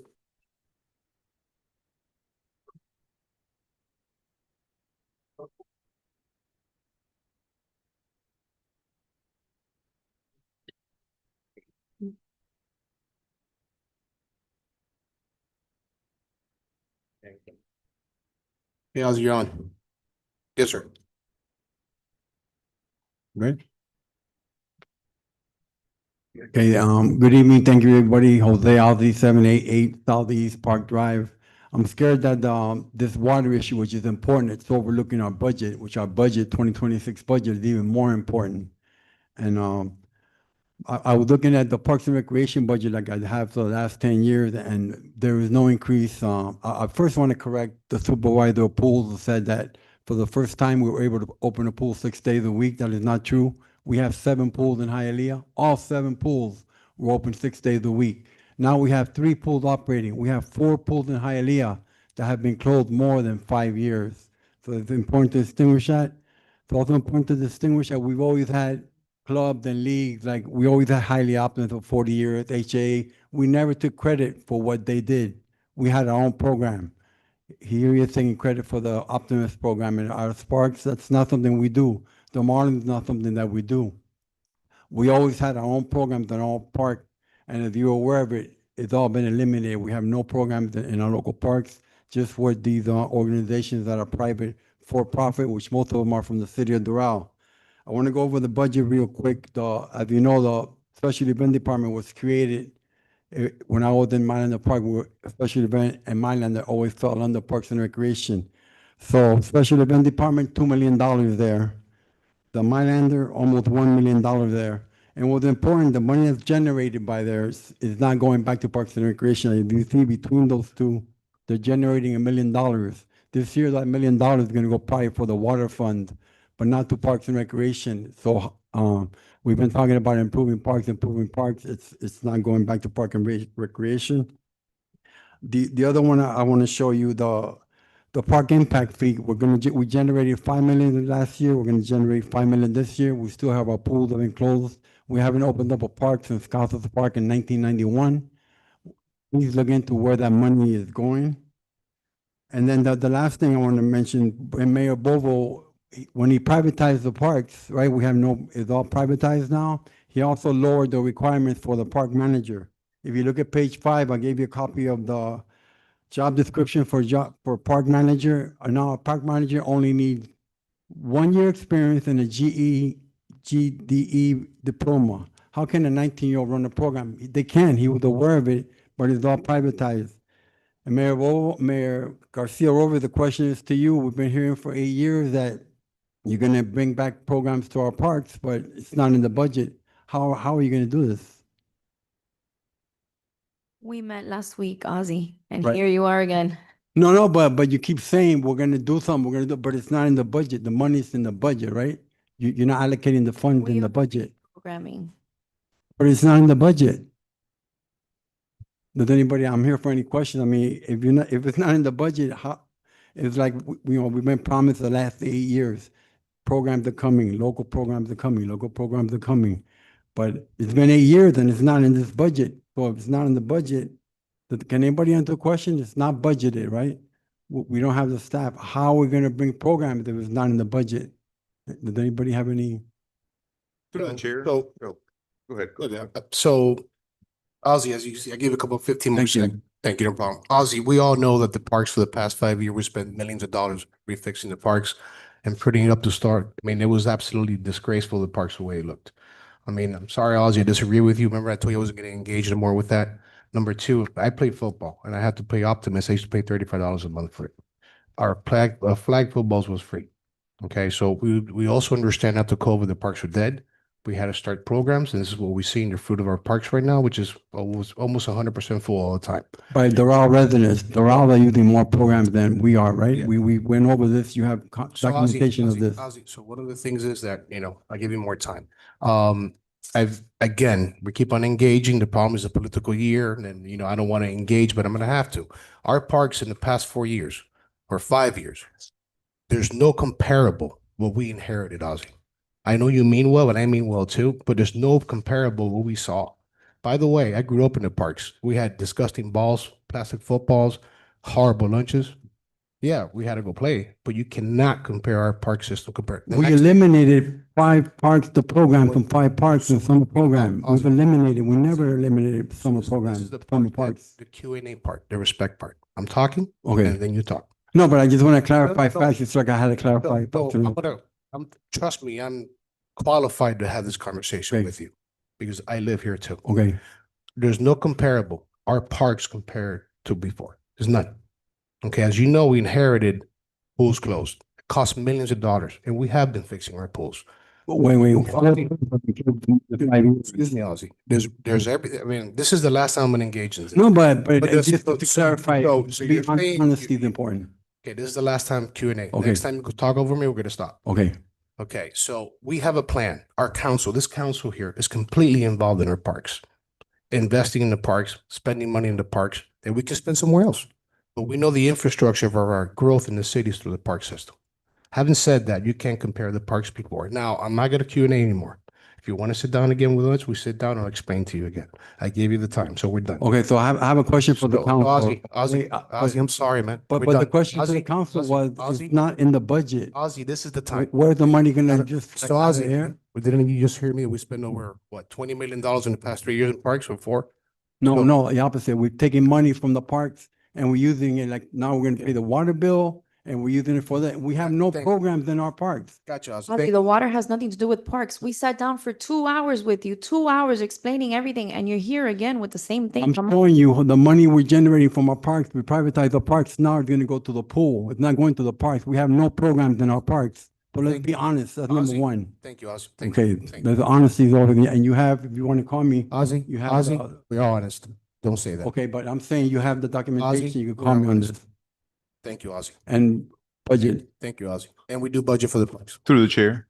Yes, sir. Yeah, I just have one comment, just in general, maybe Ruth can help answer this because I know,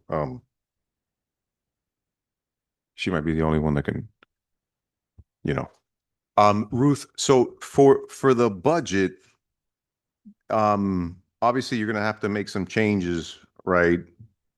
I mean, I don't even know how much really, because the reduction was so insignificant, but what I wanted to know was, is there a particular reason as to why we don't have like a line item budget Okay. at the line level? You know what I'm saying? So the budget book that you all will be receiving tomorrow, as well as basically the budget that was, I think, loaded on Friday, has line items, correct? Or it doesn't? It doesn't? At the detail level, it does not. Okay. no. So you I will think, be, because I think that type of stuff would, Right. kind of So- address what he's saying. so obviously, the operating budget for Parks and Recreation includes programming. It includes everything. It's all the costs associated with running a parks program. So everything is embedded in it. By line item, I don't remember if we have it in the one that we uploaded, but obviously, you'll have it in your budget books. In the right. budget that we're And supposed to if get you're tomorrow. not, and if it's not, you will be receiving your budget books Okay. tomorrow. So in the meeting that we have tomorrow morning, Tomorrow morning, you will we'll have, be looking at a line item you will budget. be looking at a line item. Okay, perfect. All righty. Thank you. Okay? Thank you, Ms. Ruby. Thank you. And I'm sorry, one more question. If I may, to the chair. It's gonna have also the employee, Yes. it's gonna Towards have the- all those broken down. I don't 'cause we have used the to book have in that. front of me, but I think if you look at the back of towards the end of the budget book, you have, you have the list by department, employees, if the FTE has grown or not. Okay, Okay? all right, perfect. Thank you. You're welcome. Thank you. Next person. Eric Johnson?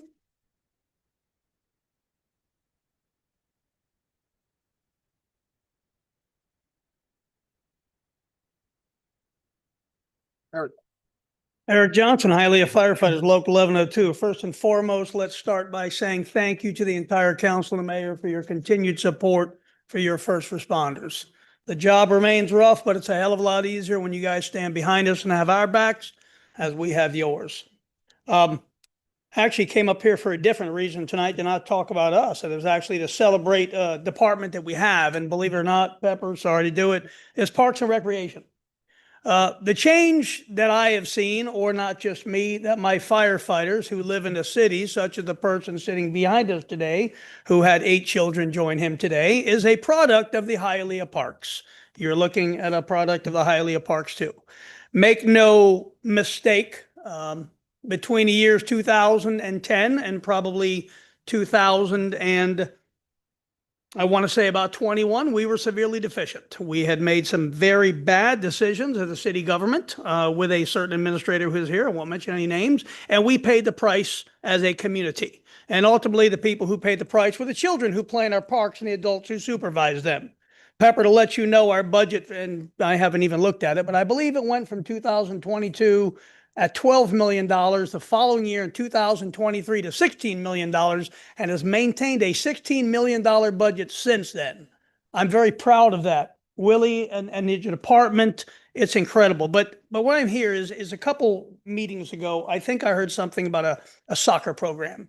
And the kids that could not afford a soccer program. And I would like to recognize Luis Suarez, because I know he worked with Willie, don't even know where he is, don't see him, there you are. But you guys found a way to make it affordable for children in Hialeah. And it was brought up that it's not affordable. And our firefighters got together and I was amazed how you did it, because it's a start to finish soccer program that includes everything, transportation to the games, your food, your everything. I was surprised to do it, but on behalf of our firefighters, we would like you to know, Willie and Luis, that we will cover at least 10 children for that sponsorship if needed. If you find 10 children who need that sponsorship, the Hialeah firefighters will pay for them, no questions asked, no matter what. Identify the children, we will pay for it, and thank you for your continued support. And without you guys, they couldn't do their job. And despite contrary to public opinion, the Parks in Hialeah kick ass, and we're only getting better every day. Thank you. Next speaker. There are no more registered speakers. Thank you. Next.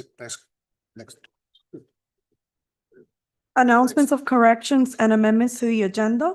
Consent item B is withdrawn from this agenda. Consent item M has been added to today's agenda, and consent item L is being moved from the consent agenda to administrative item I.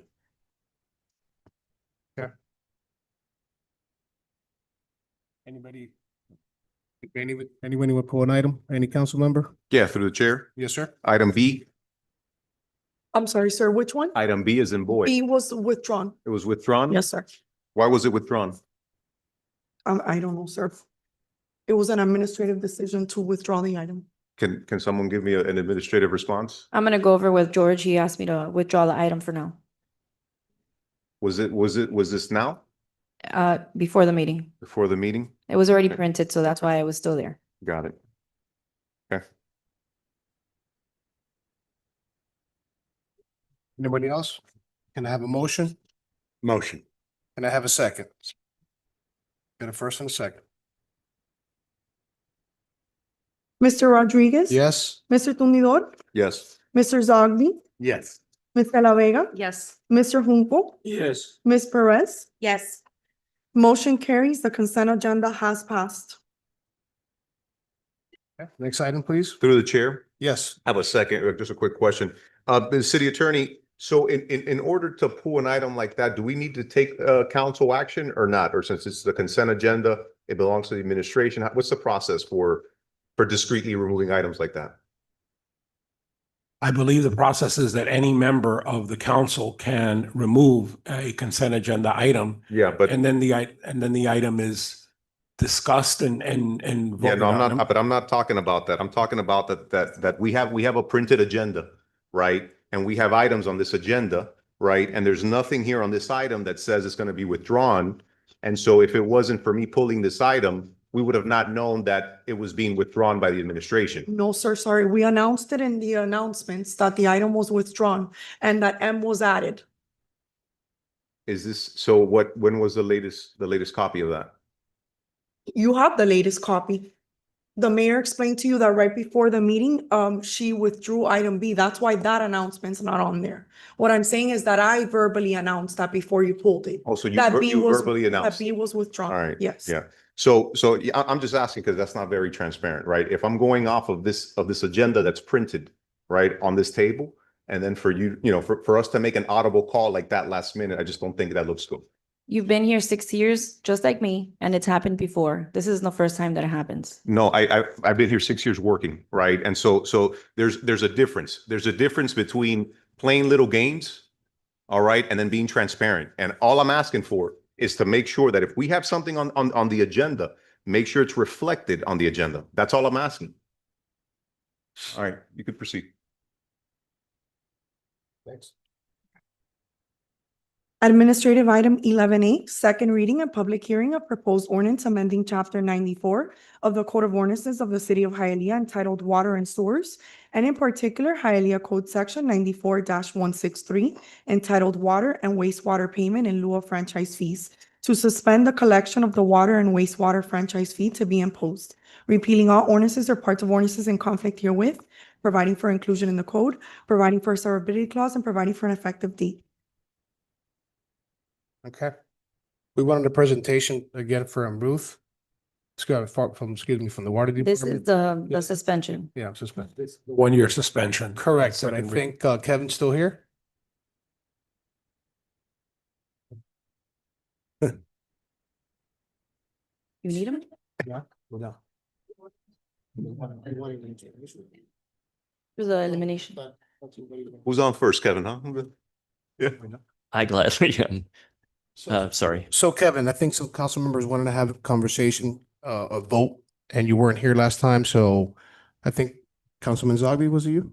Like, yeah. On the franchise fee? So, how about franchise fee or? No. Oh, sorry. All right, we're good. No, I guess it's a 1 year suspension, right? That's Yeah, there's a proposal to eliminate it out. Gotcha. All right, can we have a motion? Sir, this item is on second reading. Any comments and questions from anybody? Okay. Good job, Kevin. Motion. Oh, I guess not. We'll record. Juan Santana, 5601 West 10th Avenue. Mind you, this is a couple of years ago. I said we didn't need this franchising fee, and we're trying to do this now that it's political season. You get And me? we did it last year.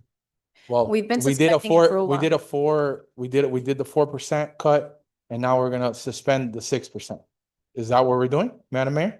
I want to eliminate it completely. I understand that, but today we're voting on suspending it for 1 year. And there's another item for the elimination completely. Okay, because again, I don't think it's right, because I think the last time Kevin was up here, Kevin, I think you're doing an amazing job.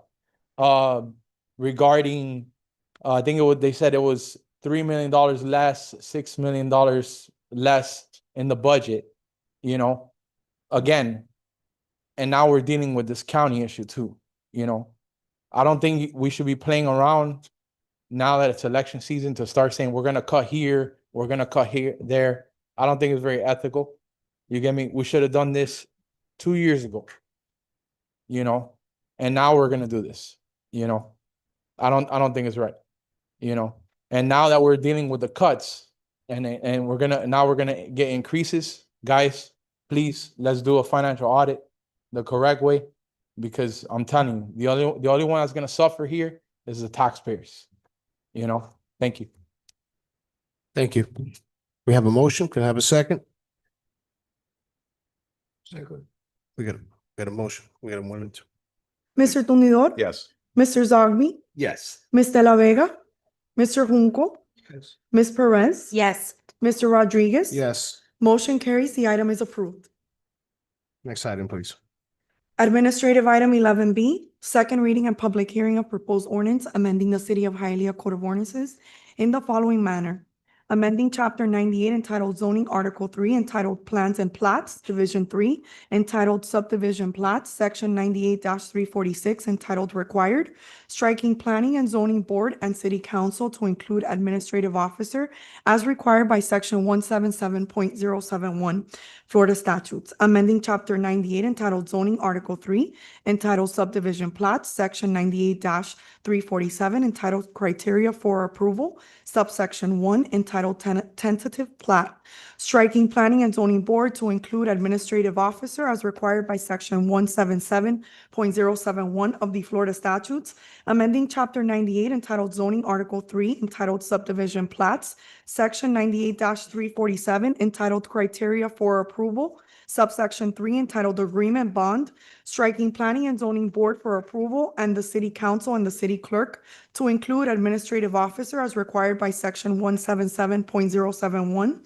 Florida statutes, and Administrative Officer in the Streets Department, amending Chapter 98 entitled Zoning, Article 3, entitled Subdivision Plats, Section 98-347, entitled Criteria for Approval, subsection 6, entitled Payment of Taxes, Liens, Assessments, striking Mayor and City Council to include Administrative Officer as required by Section 177.071 Florida statutes, amending Part 3 Land Development Code Regulation Number 10, entitled Subdivision of Land, Section 10-3, subsection 8, entitled Plats and Platting Procedure, striking recommended by the Planning and Zoning Board and approved by ordinance of the City Council and the Mayor. Amending Part 3 Land Development Code Regulation Number 10, entitled Subdivision of Land, Section 10-3, subsection B, entitled Plats and Platting Procedure, to repeal and amend said section to include Section 177.071 of the Florida statutes, administrative approval of plats by designated county or municipal official, sets forth an administrative approval procedure for plats. A plat or replat submitted under this section shall be administratively approved, and no further action or approval by the City Council is required if a plat or replat complies with the requirements of Section 177.091 of the Florida statutes, and authorizing the planning and zoning official as the administrative official for said action, repealing all ordinances in conflict herewith, providing penalties for violation hereof, providing for inclusion in the code, providing for a severability clause, and providing for an effective date. Motion. This item's on second reading. Open for public comments. We got a motion? We got a motion. Second. Please take roll. Mr. Zogby, Yes. Ms. De La Vega, Yes. Mr. Junco, Yes. Ms. Perez, Yes. Mr. Rodriguez. Yes. Mr. Tumidor. Yes. Motion carries. The item is approved. Next item, please. Administrative item 11C, first reading of proposed ordinance expressing its intent to approve and adopt text amendments to the housing element of the City of Hialeah, Florida Comprehensive Plan, repealing all ordinances in conflict herewith, providing penalties for violation hereof, providing for a severability clause, and providing for an effective date. Good evening, Claudia Hasbun, Indirect Planning and Zoning Official. Basically, this is the element for the comprehensive plan, the housing.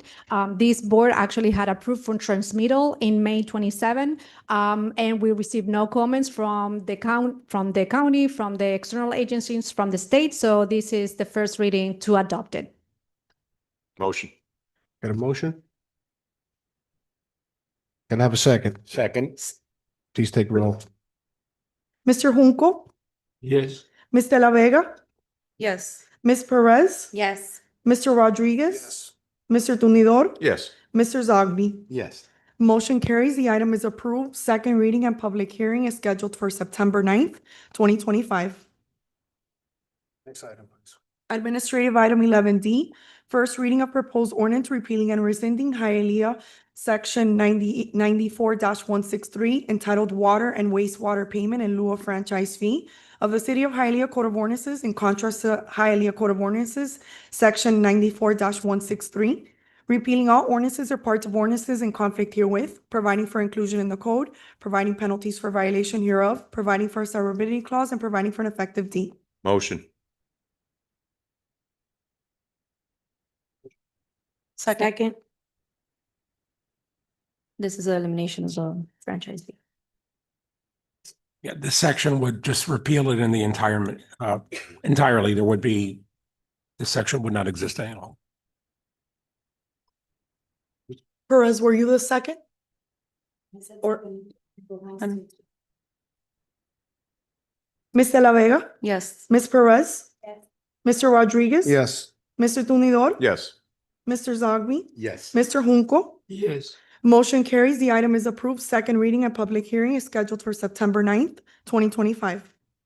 Thank you. Next item, please. Administrative item 11E, first reading of proposed ordinance repealing and rescinding Hialeah, Florida, ordinance number 2025-025, which established section 30-3 through 30-5 in City Code, Chapter 30, Elected Officials, entitled Deferred Compensation Plan Established, Purpose, Name, Effective Date, Contributions to Deferred Compensation Plan, Vesting and Deferred Compensation Plan in its entirety, repealing all ordinances or parts of ordinances in conflict herewith, providing for rescission in code, providing for a severability clause, and providing for an effective date. Thank you.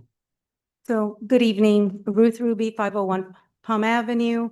I believe at the last council meeting, there was a request to provide some feedback or analysis on the elected officers' defined contribution plan. So I'm here to give you a little bit of the history and basically what we did in order to get to a recommendation by the administration. Okay, thank you. So, next. Thank you.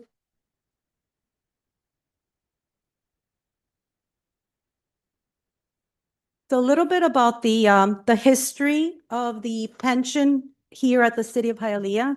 Elected officials received a city pension prior to January 1st, 2014.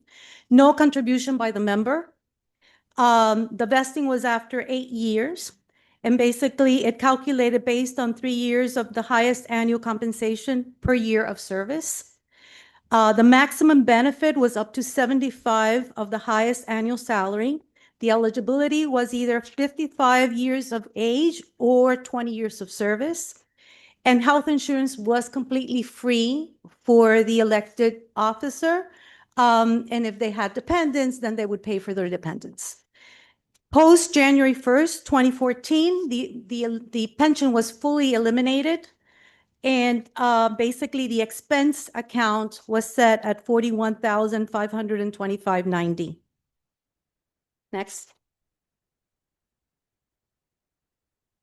So the current compensation structure from the city of Hialeah post 2014 to 2025 is an annual salary is $2,474. Annual expense accounts is $41,525. There's no pension benefits, no defined contribution benefit plan. We don't provide car allowance. We do provide a city cell phone. And so the total annual compensation is $44,000. Next. So as part of the review of all salaries for the city of Hialeah, one of the salaries we reviewed or the benefits we reviewed were those of elected officials, right? And so we basically sent out a survey questionnaire to multiple cities throughout the Florida. And then those that responded, we basically provided, collected the information, which you have it on your Excel spreadsheet. And so I'm going to try to summarize what's on this Excel spreadsheet you just received. So salaries. Other municipalities range between $42,000 and $89,000. City of Hialeah is $2,474. Expense allowance, other municipalities is up to $32,000 annually. City of Hialeah is $41,000.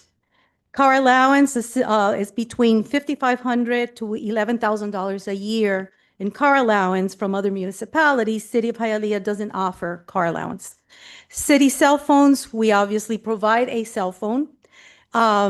Insurance, many municipalities provide health life and long-term disability insurance. Some are basically fully paid by the municipality. Here in Hialeah, we do provide health insurance and life insurance, and basically if the elected official desires, they pay the premium.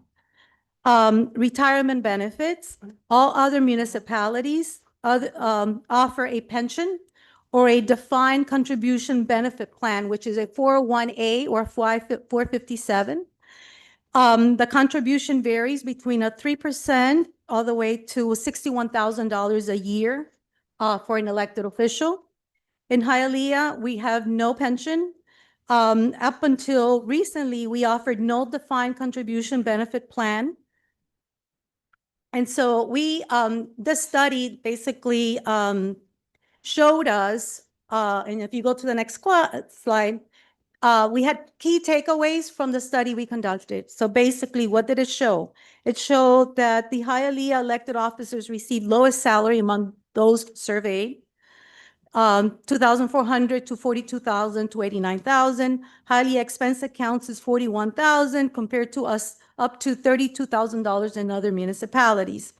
Hialeah offers no retirement pension since 2014. Other cities, municipalities surveyed do offer, many of them offer pensions. Hialeah offered no defined contribution benefit plan, which is a 401, 457. Other cities, municipalities surveyed do offer either deferred compensation, pension, in some cases both. And then some of the other perks that are offered by other municipalities, such as a car allowance or other benefits, are not offered here at the city of Hialeah. And so I'll send next page. And then so Elsa will speak to the administration's recommendation.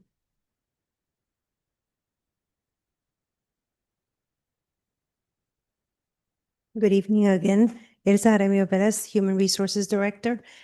So back a few months ago, back in March of this year, there was an ordinance passed by this council. It's 2025-025, and it provided for a 14% contribution for the mayor based on total compensation and a 7% city contribution, and thereby creating two plans, right? Thereby creating for the mayor, if you look at it based on the city charter, the mayor has a salary of $150,000 and an expense account of 40. That's provided, like I said, by city charter. So 14% of that is 26,600 annual contribution for a defined contribution, and that's one plan. The other one was for council members, again per city. There's nothing in the city charter. It references that the council member salary will be provided for by ordinance. So you have 2,474.42 as an annual salary and 41,525.90 as the expense account for a total of 44,000.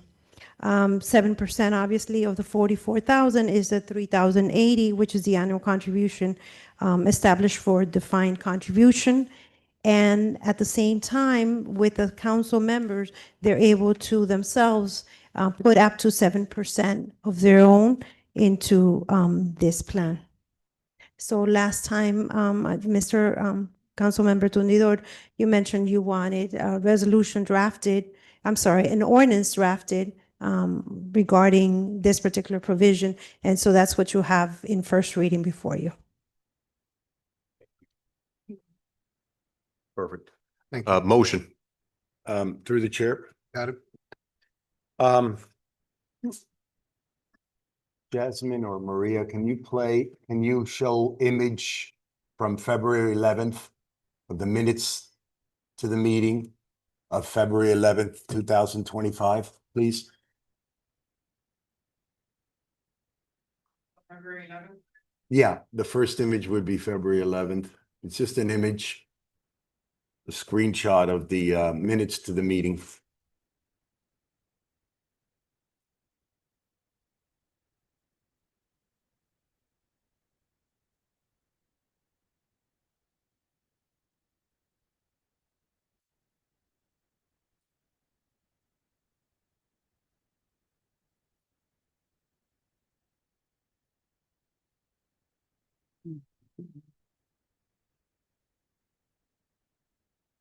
Can you enlarge? Okay.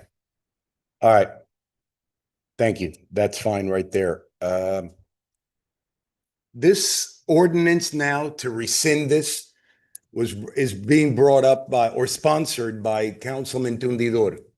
Yet on February 11th, and he said in the last meeting, the last public meeting right here from the dais, let the record reflect that I voted no on this ordinance, on this benefit, on this very, very small benefit. And as we've heard from Ms. Ruby now, we're probably the lowest paid council people compared to 10 other cities or 9 other cities, which responded to her request. So he said he's bringing this up now to rescind this. And he said in the last public meeting, let the record reflect, I voted no on this ordinance. This is a copy of the minutes, the official record of how the votes went in the first hearing of this meeting. It says clearly here, the first motion was made by Councilman Tundidor approving this benefit. So by saying I voted no on the record is a half truth, or we can flip it and say a half lie. He voted yes. In fact, he was the first member of this body to vote yes for that benefit 6 months ago. Then if you can show, please, or I'll tell you, 1 month later, or if you can show the image from March 11th, please. Thank you.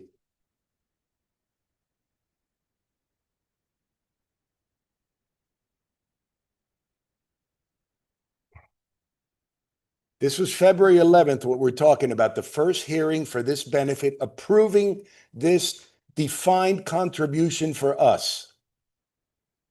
The March 11th was the second hearing, 1 month later. Mr. Tundidor, the sponsor of today's ordinance, left the meeting and came back after all the members here have voted yes on the second reading of this ordinance giving us the benefit. And he came back and he was asked when he finally came back to his seat, he was asked what his vote was on this ordinance, and he said no.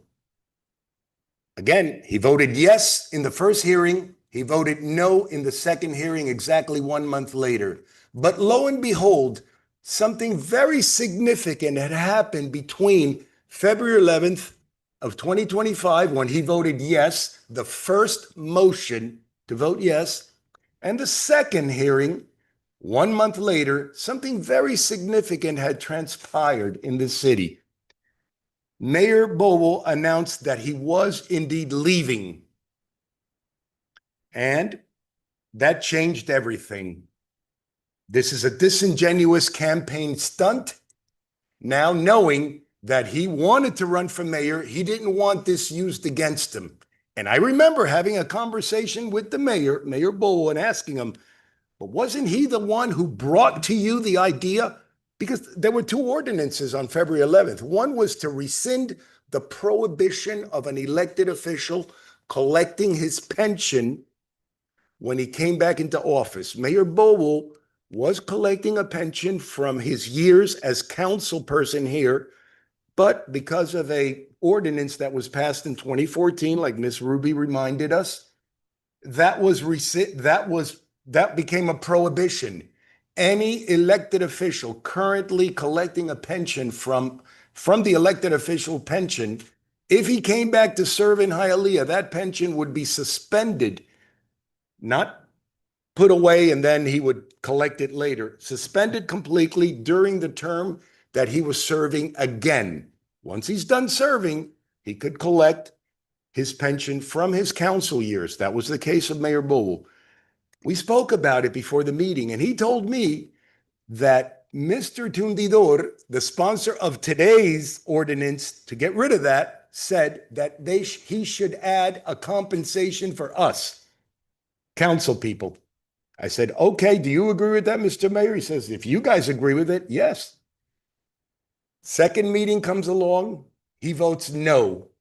He said the last meeting right here that he voted no on it. He did vote yes on it in the first hearing on February 11th. Then in March 11th, he votes no, because at that point, the mayor had already announced that he was leaving, and he figured he didn't want that used against him. And now, as a campaign stunt, because another candidate out there has made it very clear that he also is against this compensation for elected officials, this defined contribution. I don't call it a defined pension because it's not a lifetime pension in any way.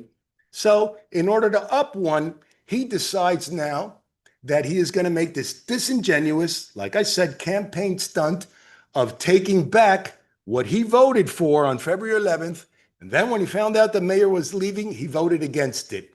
So this is very peculiar that this would be happening now, that the man that the mayor told me was the one who came to him with the idea, and he's going to deny it, but then somebody's lying, and I don't think it was Mayor Bobo who was lying to me. He's going to deny that, and today he's coming up with he's changing his mind completely because he doesn't want this used against him. Well, I'm not scared of the way I voted now, in the past, or since I've been here for 11 years.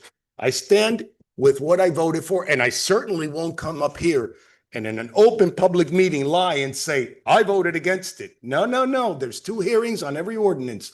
The first hearing, he voted yes. Then he voted no because he found out the mayor was leaving. He didn't want that used against him. Can you please play the video if it's got audio, the one video I put there, please? Thank you, Jasmine.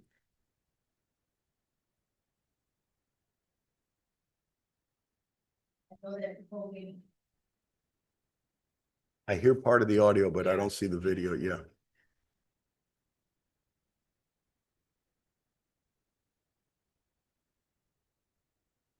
I know that Coral Gables has done here as much, that's modest, or much more modest than what we have, right? Ours is much more modest than theirs. Yes, more modest. I mean, I believe, Theirs, I just want to. right, I believe that a comparison was done. And, perhaps, you know, we want to address that comparison, because I don't want to speak out of comparison with them, but yes, it is more modest than any of the other jurisdictions. Good afternoon, Ruth Ruby, Finance Management. Comparison was done of multiple cities. This is a very modest percent. Other cities basically have either a pension or a Code 57 that is much more aggressive. But it was conducted as part of a full study. So it's not something that's uncommon. It's no, on the contrary, what's uncommon is not how we have here at the city. Correct. Right? So, council members are considered employees, and all employees are, basically should have certain benefits, and this is just a benefit. And as far as the percentage, other percentages that we've seen are 15, 20%, it's just the depends. It's much higher. Yes, much higher than what we're basically placing. Okay. And then it's capped after, if that elected official stays here up to 12 years, but not necessarily. So the person would be here 3 to 4 years, maybe only 2 terms. And then it would be stopped, right, until they're an elected official. So, I'm sorry, I'm not understanding. It's not so you're in your position. No. It's well, as a council member, you're vested up to 5 years, so you basically have to serve 2 terms, correct? After that is when your vesting kicks in, correct? Right. And it continues while you're in office. It ends. When you're in office. Yes, when you're no longer here. There's no, you know, once you're in office. It's not a pension, it's, no, after you're Right.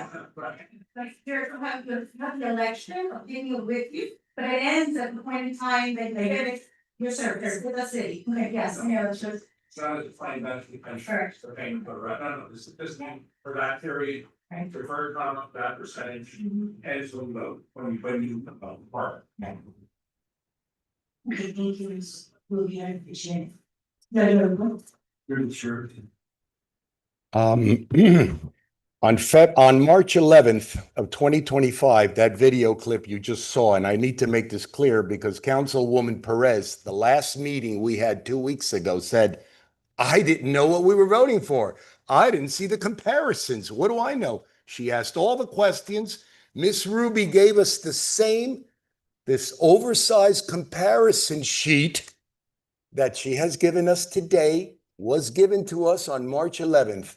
And Ms. Perez, who asked all the questions and had the same thing that I have, the same comparison sheet, we already have this 6 months ago. She, and I'm not going to bore you by going back to the image of the March 11th minutes to the meeting, official record of how Ms. Perez voted. She voted yes. So the fact that the last meeting, she says, well, we didn't know she implied we didn't know we were voting for. We couldn't compare it. And Carl Zogby is not out campaigning. He's not in touch with the people. He doesn't know what the people are saying. I've been engaged with the people of this community over 30 years, 8 years as a councilman and 20 plus years as a police officer doing public relations and media relations. So to say a person who is not running for office now either, to say that I am not engaged, that I don't know how people feel about this is a complete distruth. Everybody here understood and everyone voted in favor of this during the second hearing, except for the council member who is now sponsoring this ordinance to get rid of this, because at that point he knew that the mayor wasn't going to be around and he wanted to run for mayor. So he decided, oops, I don't want this used against me because somebody else could use it against me and I don't want to defend it. So as far as this campaign stunt, this campaign jujitsu stunt, you're not going to get away with it. This is a no, a for sure no. And you better stand up and man up to what you voted for on February 11th. And then you change your mind contrary to what you had conversed with the mayor. And like I said, I'm sure Mayor Bowe wasn't lying to me when he said that that was part of your idea to come up with that compensation for us. So I just wanted to make this clear because a lot of the word transparency, it was used today. Accusing the mayor of not having transparency has been abused of in this dais by certain council members. They constantly use it, but here there was a lack of transparency. There was an untruth said in the last meeting as far as when he said, I voted no. No, there were two hearings. You voted yes, and then you voted no. Amazingly, after you knew the mayor was leaving. If not, it would have been a yes again. So that's what I wanted to make very clear. This is a non-transparent campaign stunt done to up one against his opponent in a campaign. And I ain't supporting anybody in this campaign, but the truth is the truth. And transparency is transparency. And that's what I wanted to say. And I'm not going for this because this is a trick and we shouldn't let the wool be held over our eyes on this one. All right. Thank you. Thank you. Through the chair. Yeah, you repeated a lot of things there, Carl, but I got to admit, I'm a little disappointed, but you should be. Yeah, I'm disappointed in wow, how you sell yourself so fast. But I don't know what's worse, right? Whether, how desperate you are for additional benefits or having Calvo, make you campaign for him up on this dais. So, we got to call it how it is, right? But number one, I knew that the mayor was going way before that, Carl. I know, you didn't know, you weren't part of that circle, but I knew way before that. And yeah, I did vote in the first reading, yes. And the second reading, I voted no, Carl. But there's a big difference, right, with how we approach the city and how we deal with our residents, right? I think I put a lot of time and effort into really engaging our community. You've come to a lot of my my events as well, and my town halls that we have, and so in those meetings with the residents is where I get feedback, right, about certain things. And this was an item where the feedback was negative. And so when I hear residents talk about something and they're strongly against something, then we react, right, and we get the job done. And so I voted no on that second reading, Carl, and I'm bringing the item back to repeal it. And that's where we're at, right? And so I know, again, you don't have an election, right? And that's fine, but obviously you're supporting someone. And the best thing to do right now is to go ahead and attack me or whoever it is you got to attack. But to say that there was no truth to this, right, is kind of a slap on the face. And everyone here knows the work that we put into this community. So I appreciate the feedback, Carl. Appreciate your thoughts on a lot of things. Very disappointed on you on this item, but onward. If I may, through the chair. Yes. So I was quoted that I guess like I was confused or I didn't know. And, you know, I say this with all respect because I'm just stating a fact. I've never seen you work so hard on this dais. You've never brought up not a resolution, not an ordinance. You stated that you work and that you engage with your community, and everything that you listed was back when you were a cop.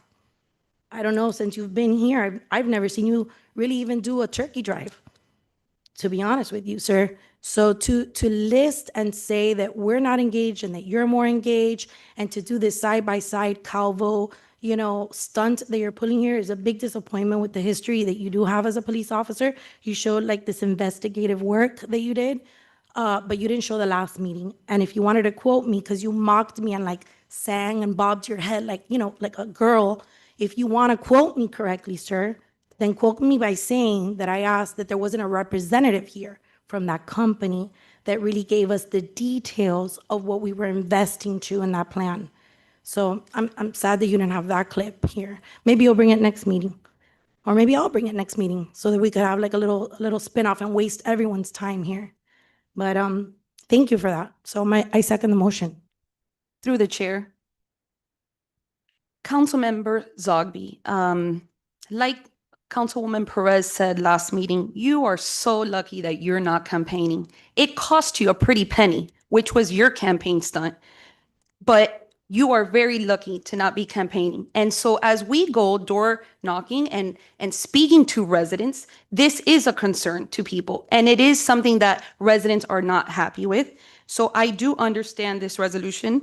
And I will say, no, you are not in touch with the community. Just wanted to Unless let you know. are, through the chair, unless you are stalking or trolling me, you don't know what I do with my life. So I suggest that you restrain yourself. And the reason that I don't have a campaign now, I've earned it. I've earned the trust of the people. Nobody ran against me like has happened here before. And that's the only reason I'm not campaigning. We appointed you. You didn't get elected into this job. So now it's your turn to campaign and try to earn your job. So you don't know anything about what I do out there. Like I said, unless you're trolling or stalking me, there's no way you can know what I'm doing. And I am totally more engaged with this community than you will ever be, young lady, or anybody here. The fact that I'm not campaigning, like Ms. Perez is not campaigning, doesn't mean a thing. Doesn't mean that I'm not engaged with the community. I am totally engaged with the community. Okay, we get a motion and a second. Ms. De La Vega? Yes. Ms. Perez? Yes. Mr. Rodriguez? No. Mr. Tumidor? Yes. Mr. Zogby? No. Mr. Junco? No. Motion fails at the pleasure of the council.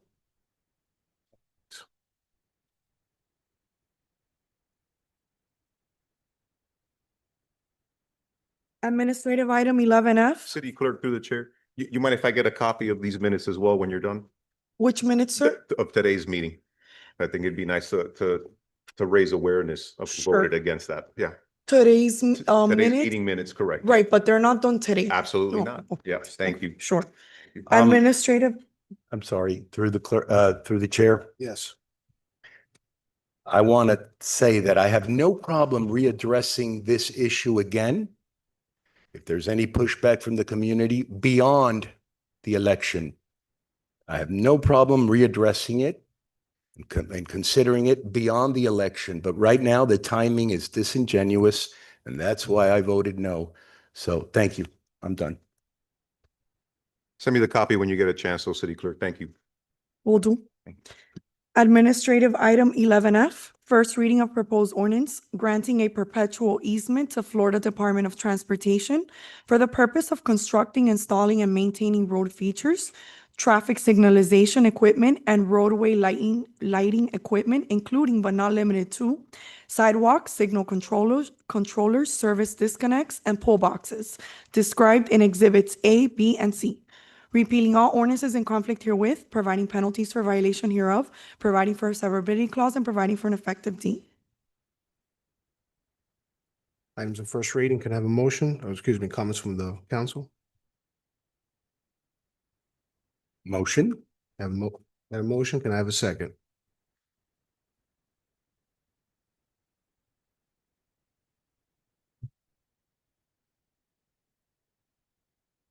Just through the council president, if I may, this is a common FDOT requirement when they are doing work on the rights of way to request an easement from the owner to undertake their activities there. Can I have a second? Yeah. No second. Motion fails for lack of a second.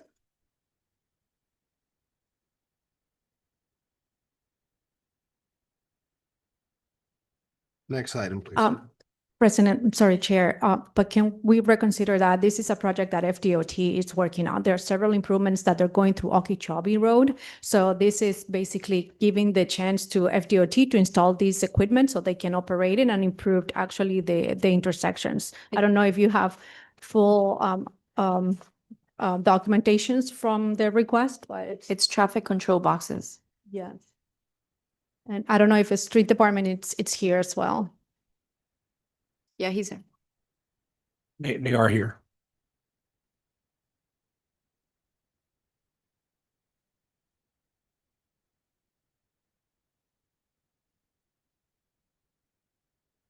Good evening, Jose Sanchez, Director of Streets, 900 East 56th Street. These easements is public property. It just happens to fall within a park. These are some improvements that are necessary for updating traffic signals and street lighting along Okeechobee Road. They have a current project that's under design, and it's going to involve milling and resurfacing Okeechobee Road from Southeast 7th Avenue to West 8th Avenue.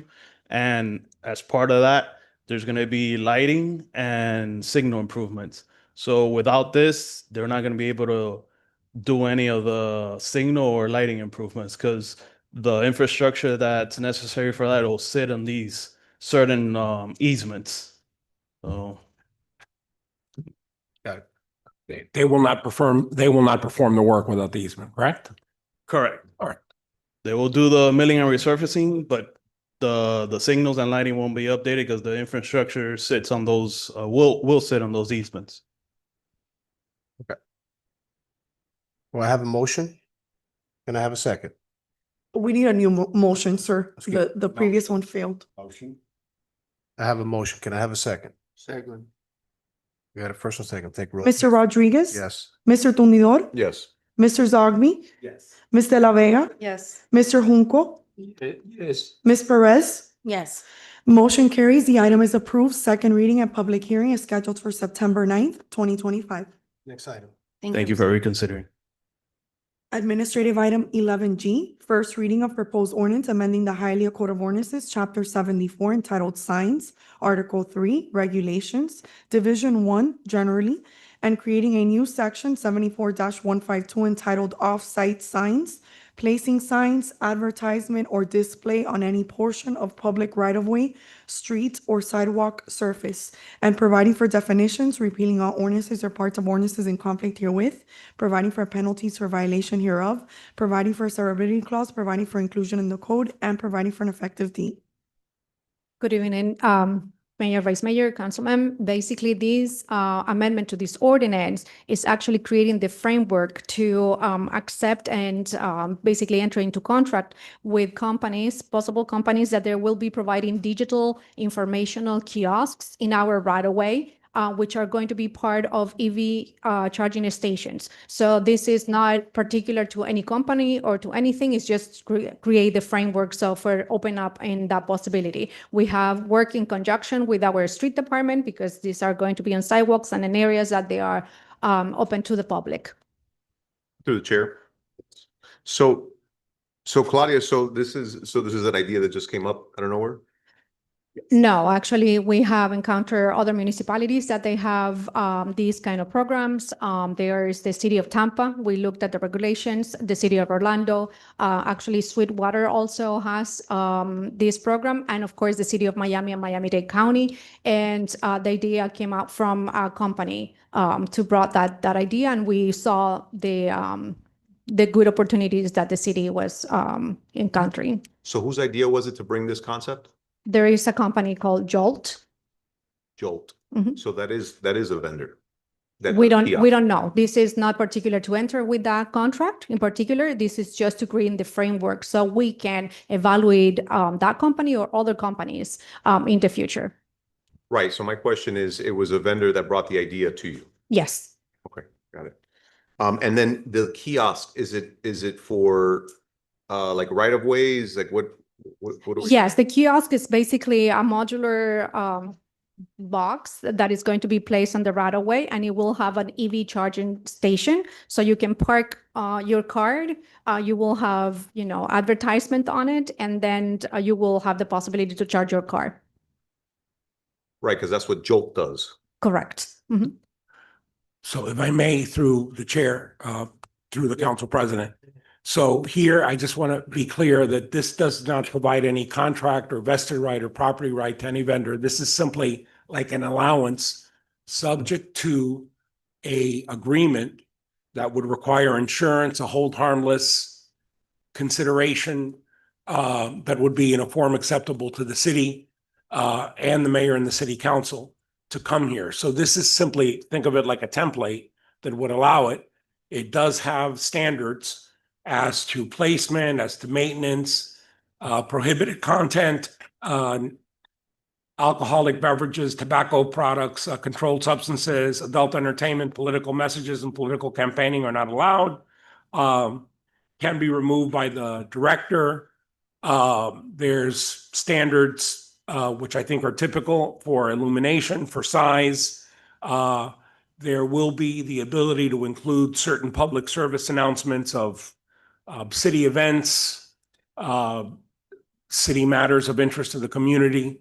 So, the point I want to make is that I just don't want the council thinking that this is a leg in for any particular vendor or provider. It's truly not. That's correct. That's why I call it a framework. It's basically a framework for any company that if we decided to open it up, that they can come and participate of it. Through the chair. Yes.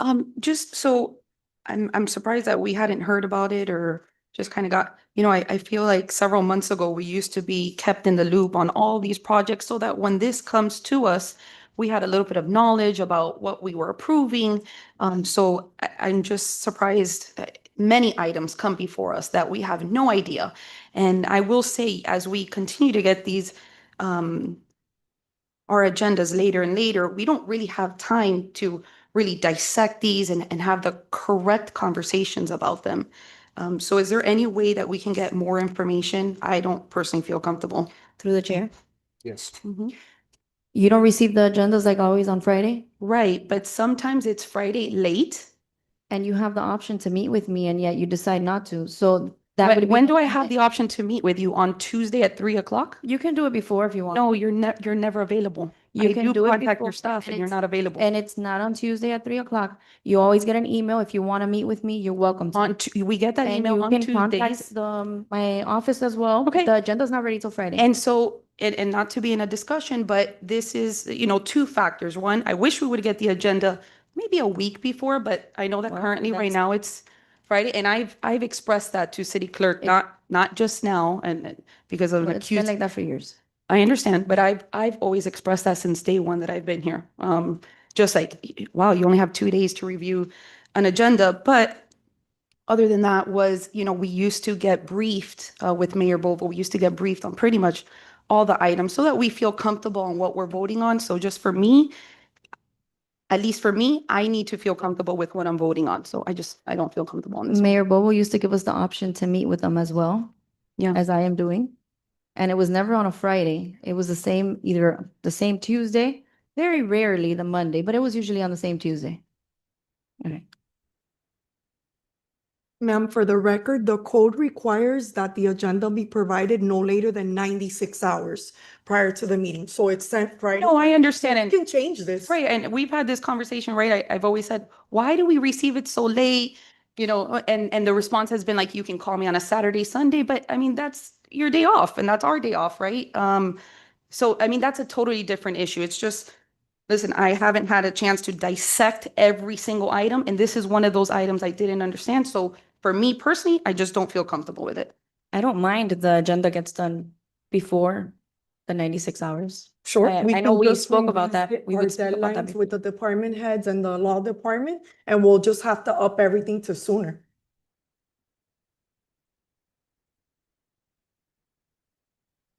Through the chair, Yes. can we postpone the first, this item as a first reading so everybody has enough time to review?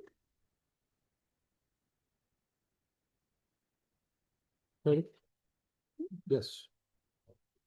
Ma'am, I'm sorry. I don't have a problem with that at all. You can continue this to a date and time certain, which would let the council members become more familiar with it and meet with the administration or it's not what one. Okay, sure. Okay, can I have a motion for that? To postpone it to what date? Next council meeting. Motion. Can I have a second? Second. Please take roll. Mr. Tumidor, Yes. Mr. Zogby, Yes. Ms. De La Vega. Yes. Mr. Junco, Yes. Ms. Perez, Yes. Mr. Rodriguez. Yes. Motion carries. The item is postponed until the city council meeting of September 9th, 2025 at Thank you. 5:30 PM. Appreciate it. Next item, please. Administrative item 11H. First reading of proposed ordinance approving the lease agreement between the City of Hialeah and City of Hialeah Education Academy Incorporated, COHIA, for land owned and operated by the City of Hialeah, located at 2590 West 76th Street, Hialeah, Florida, for a period not to exceed 50 years, together with such rights and duties as more fully described in the lease agreement, a copy of which is attached here to and made a part hereof as Exhibit A, authorizing the mayor and the city clerk as attesting witness on behalf of the city to enter into the lease agreement, repealing all ordinances or parts of ordinances in conflict herewith, providing penalties for violation hereof, providing for a severability clause, and providing for an effective date. Any comments or questions? Motion. Through the chair, Yes. just if I can get some information on this, we were very versed on COHIA before. What, any information on this? Well, you have the lease, you have the ordinance, there's a term sheet. The term sheet, which the law department has provided, highlights the terms of the lease, which is here in the agenda item. And so the term sheet, this is a lease. It's for 50 years. The end of the term is October 1st, 2079, unless earlier canceled. They pay a base annual rent of $1,500 per student who is enrolled. It's adjusted upward, only upward, based on the number of students enrolled in accordance with the full-time equivalency FTE formula established by the State of Florida Department of Education. Base rent is equal monthly installments. They have to provide the city with an annual numerical roster. The financial calculation is based on total funds per FTE. The per student base annual rent is adjusted by multiplying the per student base rent for the first year by an adjustment percentage, per student base annual rent for the first year times an adjustment percentage. The adjustment percentage is either 100% or 100% plus a percentage increase in FTE for such lease year compared to the FTE in effect for the first lease year, whichever is greater. The per student annual base rent for any year shall never be less than the one for the prior year. 10 years after the commencement date and every decade thereafter, COHIA will provide a written report that includes base rents for buildings that are similar to the premises, other charter schools. COHIA must pay directly additional rent to the appropriate parties or reimbursement to the city for the amounts of insurance, communications, and utilities They are allowed to have a leasehold mortgage, not on the city's land, on the leasehold interest only. No mortgage can attach to the city real estate. They agree to indemnify the city for accidents due to their negligence. There's no personal liability for either party. They are limited to a charter school and programs for a charter school and after-school activities recognized for charter schools and related and affiliated programs. No other uses. Okay. They are required to have extensive amounts of property insurance and other kinds of liability insurance, workers' comp, car insurance, and all other insurance required by city risk management. There are different phases that are going to be built up. There's a phase 4, which the city is contributing $2.9 million to, but that's from a state of Florida expansion grant. The lease points out that if there isn't the expansion grant granted, I mean, the state has indicated they are giving that grant to the city, but if for some reason it doesn't come through or something happens, then Cohia and the city are to meet and either to come up with another plan or it's simply not done. The city is not responsible, presuming the expansion grant comes through, which is what everyone thinks. The city is not responsible for any cost overruns, delays, or expenses beyond the expansion grant. Cohia can absorb anything above the expansion grant, up to $1 million, and they can go over $1 million if their board approves it. They are going to be doing a combination of other improvements in phases 5 and 6, as detailed in the lease. They are to be doing pickleball courts, soccer field, synthetic track, and parking enhancements to be completed on or before October 1st, 2029. They have to pay utility charges. They have to do day-to-day maintenance and garbage.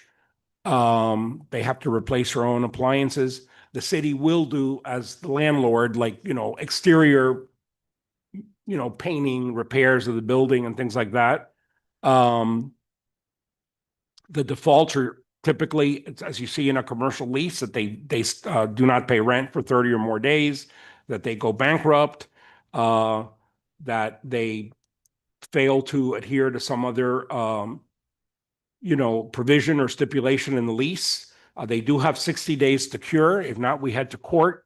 I'd say overall, comparing it to the original agreement that Cohia had on or about 2002 with the city when it first incepted, that these are better terms that are more favorable to the city. Awesome. If I may, through the chair. Yes.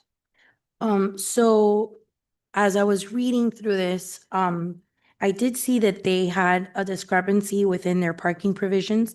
They had the map that says that there's 46 spaces, but then within the body of I believe is on page 26F, it only says that it's 40. So they're already cutting off 6 parking spaces. And then I don't know. I know that we had an issue at this location before with the nighttime and the weekends locking the parking lot. And there was adults that wanted to walk the park, but they couldn't access the parking. And there's nothing in here that says that it's going to be, it does says that they're only going to use it during school hours, but they also have basketball and there's going to be a gym there and there's going to be other facilities at use after school. And I know that that police station is going to be used for those Miami-Dade students that are going to be accessing services and getting classes there. Right now, I think that it's between like 70 students that are there that are going to need to access that parking. So I don't know if we have any kind of speculations or any kind of provisions placed for the evening hours when we have our students using the building, those between 50 to 100 students. And then if they have the gym going on, I also saw that the phases, I think the field and the gym, from what I'm understanding here, from just the image, because I don't think it's written in the body of these 52 pages, is saying that the gym and the field is basically the last phase, which I know that they want to make they want to build the building first to empty out that area that they're using our facility so they don't do classes there. But however, that gym and that field, I think, is estimated to be done October 1st of 29, meaning that residents are not gonna be able to use that for 4 years until they're done. I don't know if maybe we could specify having the building done first and then having access to that gym in the field so that the residents feel that they got something in return that they could access and use.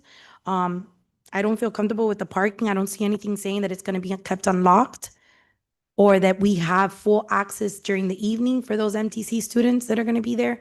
So I think the mic has to turn on, sorry. Yes. Barbara Gavea, Deputy City Attorney in the City of Hialeah.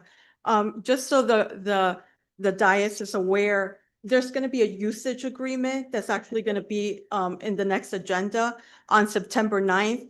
And that basically addresses in regards to the parking facilities at each one of the recreational centers throughout our city that right now Cohia uses. And we have in that use agreement an actual schedule of when it is that Cohia staff could use those parking space and how many are actually reserved for our constituents and also for our parks. All that will be addressed in the use agreement. But it's addressed, Barbara, it's here. It's saying that there's 46, that's what I'm saying, that there's a discrepancy in the numbers. It's saying there's 46 spaces for the City of Hialeah reserve parking, I guess during the daytime, during the usage of the school. But then within the body of the explanation, the lease agreement, it's saying that it's only 40. Right. And then there's not an actual time. Right. I'm only speaking as to the schedule, but Claudia will clarify actually in regards to the amount of spaces, because I know that there was a site study that was conducted and she could speak. There were discussions about that. You said something about 24, I don't know, I'm looking in a premises use agreement and it goes parking spaces. Where are you getting that number from? Councilwoman, please, can you tell me? If you look up at the map on page 22, it tells you right there, 46 parking spaces, right? So let me find what page it's on. Oh, yes, okay. You're saying. On the right side, the bottom by West 74th Street, that's their parking.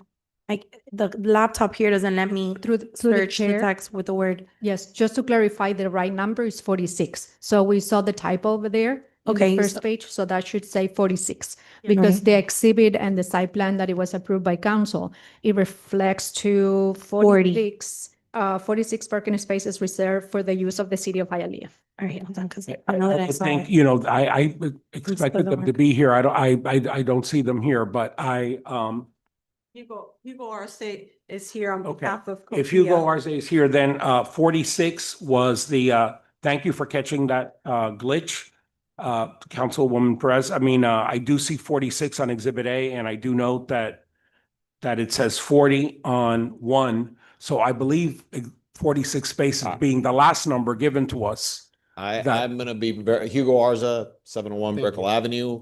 I'm gonna be very honest with you. I'm not here for this item this evening. I Okay. did do the Cohia zoning approval. Okay. Tag, you're it. No, I'm not. Okay. I'm not, as the attorney would know, I am not about to commit malpractice. I don't Right. recall what but I'm sure that other folks here who have been, It's Barbara okay. knows that I'm not the attorney who handles the lease agreement Right. for Cohia, so. Right, well, they had multiple attorneys on the lease agreement, and in all fairness to Hugo, it wasn't Hugo Arza, other people who I were just not happened to be the here. one here. But now that you point that out, look, I can't commit to you what they would say, but I can tell you that we received Exhibit A with the 46 spaces more recently than when the lease was written. So thank you for pointing that out. All I can tell you is that we can be in touch with them and we can ask that 40 in 1A be changed to 46 because on their own exhibit, they provided that exhibit, their surveyor. Okay. That could be fixed, they're not here. I can't represent anything. All right, else. thank you. We'll move on to the next one. So then the phases, is that within here? Is there anything that really specifies or holds them to which phase we want next or in the order that we would like the project to Well, develop? So basically, the site plan defines that the 46 parking spaces reserved for the city are facing West 74th Street, closer to the existing city facilities. So No, they're no, gonna be yeah, I'm closer saying to it. the phase in which the project's gonna be built. What's, Oh. the first phase is the building, correct? Phase 1 is the building up north by 76th Street. Phase 2 facing West 20th Avenue. Phase 3 going south. I think those are, phase 1 and phase 2 already exist. 3, 4, 5. So you go from north So to south. with the new buildings are gonna be phase 4? That's the new building, right? Yes, so the next building will be phase 4. If you remember, the phase 4 building is receiving a grant from the state that was issued to the city of Hialeah Yeah. for the build out of that building. So that's Expires by a phase, certain time that they have to right, wait. so that Right. phase 4 will be the next phase to be And then, built. but then. And in the all field- transparency, they were under the impression that this item was gonna be coming up next meeting. So, They're not here for they're- that. But they will all be here next meeting if you want to, get more information. Well, no, this requires two readings. It's because by the charter, when you do a lease, it requires an ordinance. So So, Imari, if this phase 4 is the building and then there's still, no, yeah, phase 4 is both of the buildings and the parking lot. And then comes the city facility, the gym, the pickleball, the soccer, then that's last. Correct. So then we're allowing them to have to October 1st of 2029 to finish this. Well, That's what's in the lease. right, that's what's on the lease, but they expect to be completed before then. And remember, they also need, a little bit of a staging space for the construction.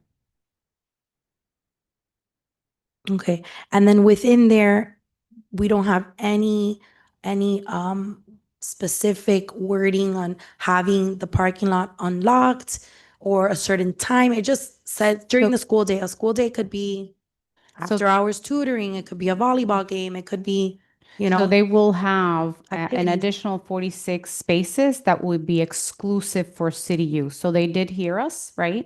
They understand what the concern was from the city. And there are spaces that will not be used by the school, will be exclusive to the park.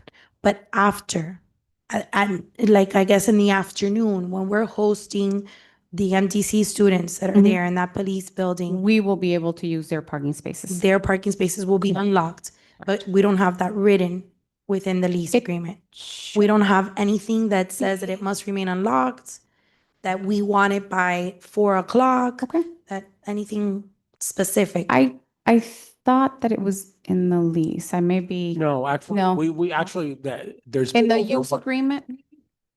Perhaps Was it in the in use the use agreement, because in the lease, the majority of the concerns had to do with the term and the rent and the school uses. Is there a and, reason why we're approving this separately? Why can't we just approve it with, as a item A? And, yeah, I mean, if certain questions are gonna be covered on the other item, can we, We could bring both together Right. simultaneously.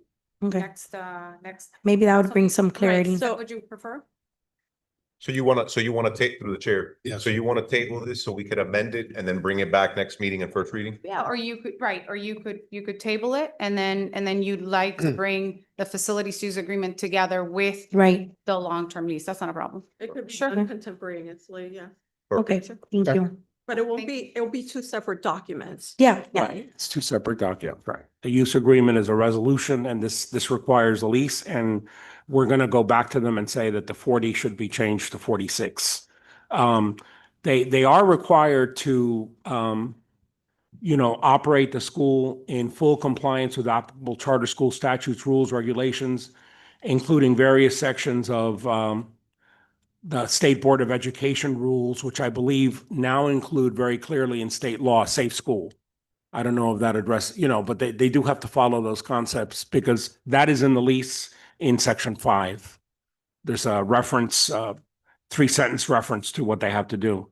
I'm sorry, Rafael, can you tell me what page number you're looking at? Yeah, I'm looking at page 4, and when you look at 5, use of premises, that they have to operate in full compliance with applicable charter school statutes, rules, and regulations, including without limitation. It cites various statutes and regulations, which I believe includes security features for the school. And that was one of the, we had a lot of that written out, and in talks with their counsel, well, they thought it would just be a lot briefer to refer to the statutes and the rules, but that includes school safety considerations. So get a motion to table, please. Motion to table to the next council meeting. Got a motion? Can I get a second? Second. Please take roll. Mr. Junco, Yes. Ms. De La Vega, Yes. Ms. Perez, Yes. Mr. Rodriguez. Yes. Mr. Tumidor, Yes. Mr. Zogby. Yes. Motion carries. The item is postponed until the city council meeting of September 9th, 2025 at 5:30 PM. Next item, please. Administrative item 11I. Proposed resolution establishing a citywide policy for water leak adjustments to residentially zoned properties pursuant to section 94-195 of chapter 94 City of Hialeah Code of Ordinances titled Credits for Leaks When the Water Does Not Enter the Sewer System, Holes Repairs of the City of Hialeah Code of Ordinances, and prescribing the procedures and criteria for its implementation, and providing for the severability, repeal, or prior inconsistent resolutions, and providing for an effective date. Okay, items in first reading, right? Yes, it is. Well, this is, No, this- this is gonna be a resolution, so it would just be, Yea or nay? right, one reading. Kevin, you were So- gonna say a comment? So this is a resolution that I've spoken about in a couple meetings in order to provide some relief for our residents. It's just, right, one of these items where we get phone calls to our office, we try to assist, and we kind of see what I believe to be, a minor flaw where we can improve to help residents. And it pretty much just says that today's policy is that we will help residents once their leak bill is 4 times their average bill. So this is really just to change it to 2 times so that we can provide that assistance. So I hope that all my colleagues up here can agree with this and see that this is a great thing for our residents, especially during a time where we're having so many concerns and issues, regarding water. So hopefully you guys can all vote on this. Kevin, can you give us a question for you? What is the current status? How do we take care of our customers right now? For the most part, it's 4 times the average bill. If you have a bill that's that large, that's when you start qualifying for leak credits currently. Okay. Okay. Any comments or questions? Anybody Through the else? chair. Yes. What's, Kev, do you know off the bat, what the county's policy is? How many times and how many, how many times what amount of consumption? Is it 4 times the consumption, 6 times? I printed it. I think they have 2 programs, and don't test me on them. One of them is 6 times. And the other is basically has no criteria. It could be anything so long as you prove that there's a leak that didn't go into, I think, the wastewater system. How often do they allow that one? I actually don't know what the county rule is. That you can prove that it doesn't go in the wastewater. Okay. Are they stricter or softer than our consideration for credit? They're just so different. One is less restrictive, one is more, so it's a little hard to figure out how that falls out. We're a little sensitive to when the numbers come down to 2 times because one of them is an unknown leak credit, which really means if you have a bill that's twice the size of your normal bill and you don't know why, you could qualify for a credit. So anything that reads like that, I think the department is not completely supportive of, and that's mostly why we use the 4 times criteria. How many times does the county give credits for leaks? I was We answering that earlier. I'm not completely familiar, but I know they have one that is 6 times, And I It's think 6 times the amount, but we spoke about it and they only give a once in a lifetime credit. that might be true. You know what? I tried to print it beforehand because I'm not familiar with it. But that's probably true. These aren't my files. These are somebody else's. So here it is. I don't have the counties with me. I apologize.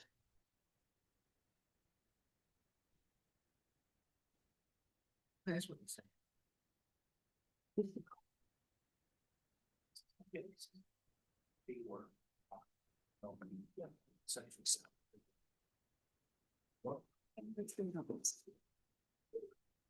So I would like to, are we ready to vote?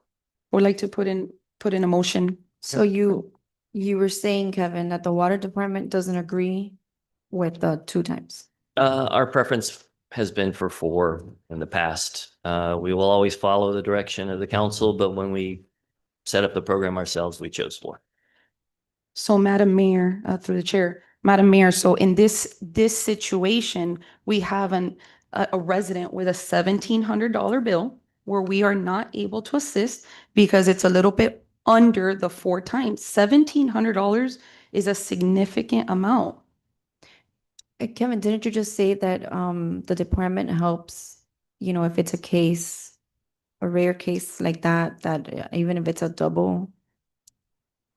So right now, pretty much everything is at 4 times. I don't know if there is some discretion. I know that the previous director had possibly used discretion that's underneath the ordinance to try to help in those circumstances. And I've just been given the county's program if you'd like to hear it. Sure. The Director of Miami-Dade Water and Sewer Department is hereby given discretion to provide a one-time lifetime billing adjustment to a customer who disputes a high bill that is the result of a concealed leak. The director's discretion to grant such a credit will be based on his assessment that there are extreme circumstances affecting the county's account that merit credit. If awarded, such credit will be 50% credit to the water portion.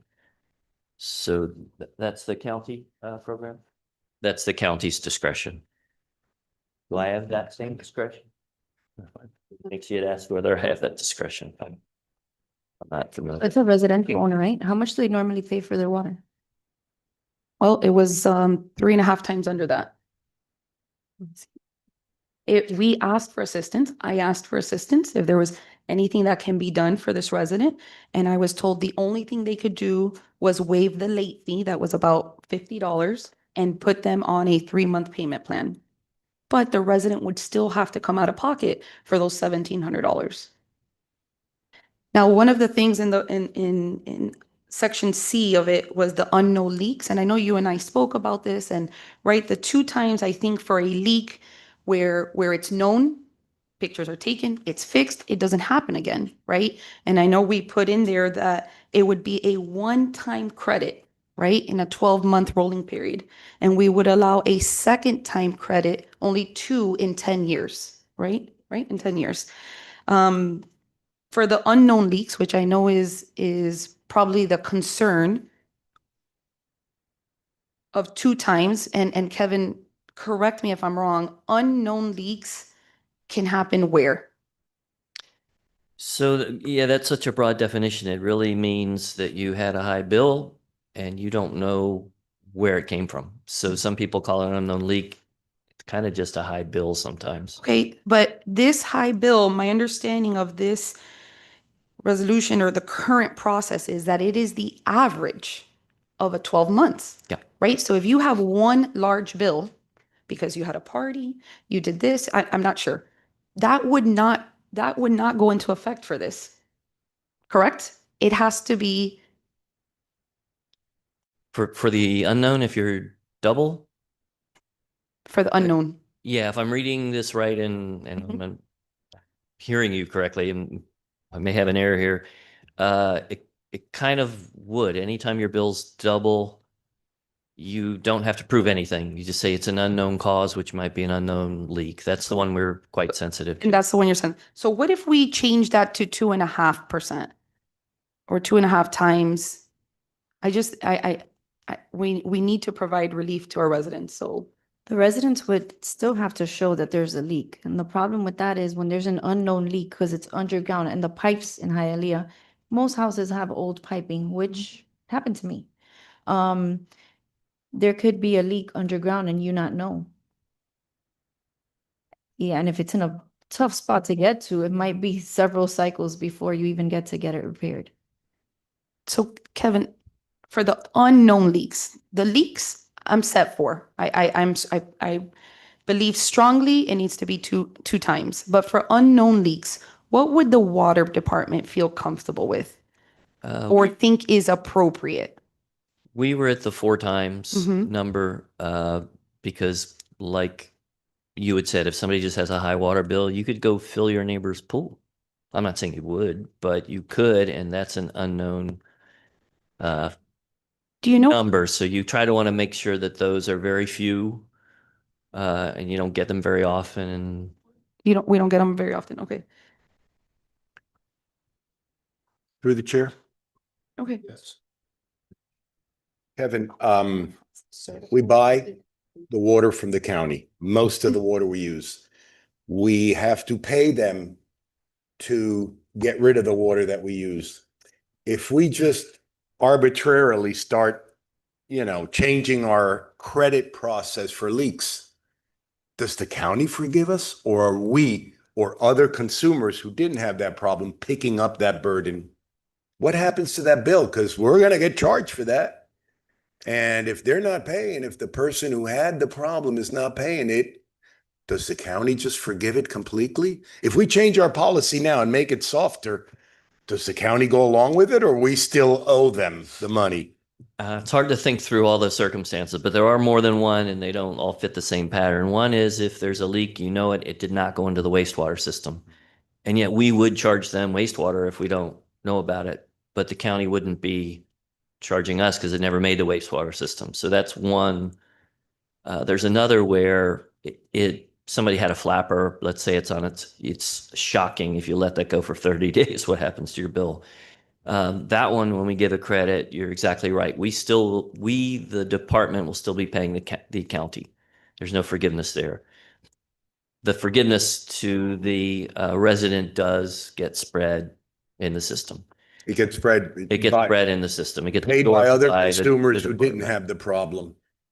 In essence, Right. somebody's paying for it. In other words, somebody's going to end up paying for it. Right. Right. And I think the theory is, okay, one time it's you every 4 years, and okay, now it was another person 4 years later. No, I understand. Yeah. But you're right. It does get absorbed back into the system. It's somebody's paying for it. It's not a matter of, we can make it disappear. We can make it whatever we want and it disappears forever.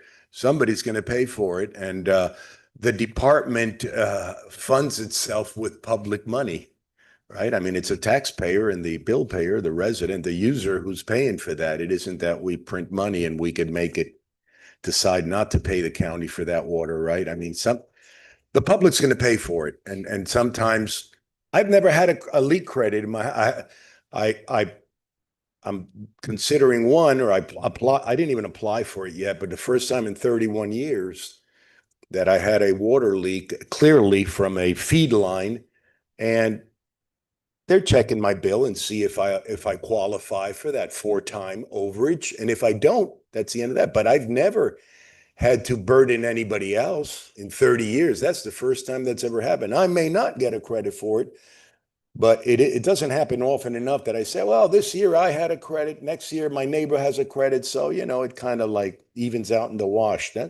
That's not that often. I mean, like I said, I've owned my house for 31 years. I've never applied for a water leak credit. And I've had water leaks, but I just don't even bother doing it. I figure, well, hopefully I caught it on time. This one was a geyser. I may go over the 4 times. I don't know. And if I don't, then it is what it is. But somebody's going to pay for it, right?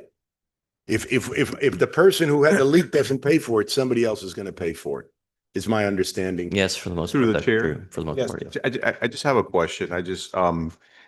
Councilman De La Vega, in your ordinance, do you mention like a limit, like a lifetime limit or something like that? Yes, so the lifetime limits are, well, it's once every 12 months, a credit once every, in a 12-month period, or 2 times in a 10-year period. Okay, so there is limitation. There is limitations, Right. yes. I think, you know, we're kind of, I know there's a lot of politics being played and all that, and not everybody, right, has the same income or benefits as some folks up here on this dais. You know, people are struggling, right? People are struggling. I think we hear it all the time. Taxes, FPL with an 11% increase, water, et cetera. I don't want us to lose the point here, right? The point is, right, trying to find some relief for the residents of Hialeah. I mean, we're talking about absorbing $11 million, right, because of an increase in costs. I don't know if the level of impact that Councilwoman De La Vega is proposing equals anywhere remotely to the $11 million, right? So I think, again, let's try to put the politics to the side and figure out, you know, Kevin, I know some of us up here criticize the way the county does it, and then they're asking how the county does it. So I think asking you, right, is, you know, in the sense of finding relief for residents, right? What do you think is the best way to do, you know, go about it, instead of just saying, no, it doesn't work, right? Like what, like, and I'm not saying that you're saying that, right? But what do you think is the best way to find an approach to provide some relief? Oh, I'm going to be interested in what answer I give. If you look at this issue in water departments all over the place, and you ask people to come up with a policy, there's every policy under the sun. So there are those that give for resident, those that give to commercial, some who don't, only for known, sometimes for unknown. It's everything you can imagine. When we came up with a policy a couple of years ago, we did our best shot. We looked at the data and we suggested it should be 4 times. That was our best estimate of what would work. Now, I do know those get amended from time to time. And I think I discussed it with the mayor. She liked 4 times. I think we were comfortable with 4 times. I do recognize you don't like to be a director when you hear some of these stories about people who don't have good circumstances. That's why one thing I did like was the discretion piece that fits sometimes. I guess the county has some language on that. I was quite interested on that one because some of these stories would break your heart, really, and you can rely on the rule, but it's tough. Thank you for that feedback. So and remember, we're here to help our residents, right? And as we go hearing feedback and as you said, right, we can amend things as we go with things. And so I do want to amend what is on here, if we can still vote on that. I believe the 200%, right, on the leak, the known leak, right? But on the unknown leak, which by the way, here it says a licensed plumber must certify and complete an affidavit, right? So we're putting somebody's license out there who's going to testify on this, right? So it's not just somebody calling us and saying, hey, I have an extremely large bill and it was because they filled their friend's pool. Let's amend it, please, to 300% higher than their prior 12 months average. I think that's a happy medium from where we are now, right? I offered 2, we're at 4. It's still giving relief by 2 times for a known leak and 3 times for I will go with the will of the council. My last conversation was with the mayor, and we had discussed 4 times. Okay, I'm gonna go through with what, can we vote on that amended 2 times? Consider this now, and there's a vote on it. You can say that you want to proffer an amendment. The second for that, this is for an unknown leak. For an unknown leak, right? It would be at least 300% higher than the prior. Turn on your mic. We should know this. I apologize. I'm sorry. When the thing goes forward, you just say that you want to amend it and you want to proffer this suggestion for unknown leaks. And then you ask the council to be voting on it as amended, and they would be voting on it with the 300% higher for the prior 12 months for the unknown kind of unknown leak. leak, right? For the regular kind of known leak, under your proposal, it remains 200% higher, right? Correct. Okay, yes, yes, council member. So can we vote on that? Through the chair, Yes. it's very easy to use the word relief, hard times. Again, fair is fair. Relief for one person represents a burden on another one. Somebody has to pay for that. So one person's relief represents another person's unwarranted burden. So, I mean, if it was something that we get for free and we're just profiting 100% on it and we want to give it away, well, we can make that decision. But we're not getting it for free. So somebody's going to end up paying for it. And relief for one is a burden on the other. It is not relief for the whole community. It is going to be paid. It's going to be paid by those persons who didn't have that problem in their house, who perhaps weren't negligent. Sometimes it's negligence. Sometimes you didn't know it happened. But if you give a relief, somebody else is paying for it. And it just doesn't go away completely. And that's my problem with this, with changing the amount. Through the chair. Yes. Yeah, it's relief for the people that need it. I mean, right, I think if there's a justification to the situation and it's an old person, 80-something years old on a fixed income, I mean, I think those people should have some sort of relief. I hear what you're saying. Obviously, every decision that we make up here costs something, right? Whether it's for a certain department or whether it's tax revenue, whatever the case is. I mean, I know, I know the games that we're trying to play, and man, it just sucks that we're trying to do something good for the residents that need it most. Through the chair. Yes. That's completely inaccurate. What do you mean the people who need it the most? Are we going to do income verification? Doesn't say that here. A wealthy resident could apply for this. Are we going to do it only for persons over who are 87 years old? Absolutely not. A person who's 25 years old, whatever we change, it would apply to them. So it isn't relief for those who need it.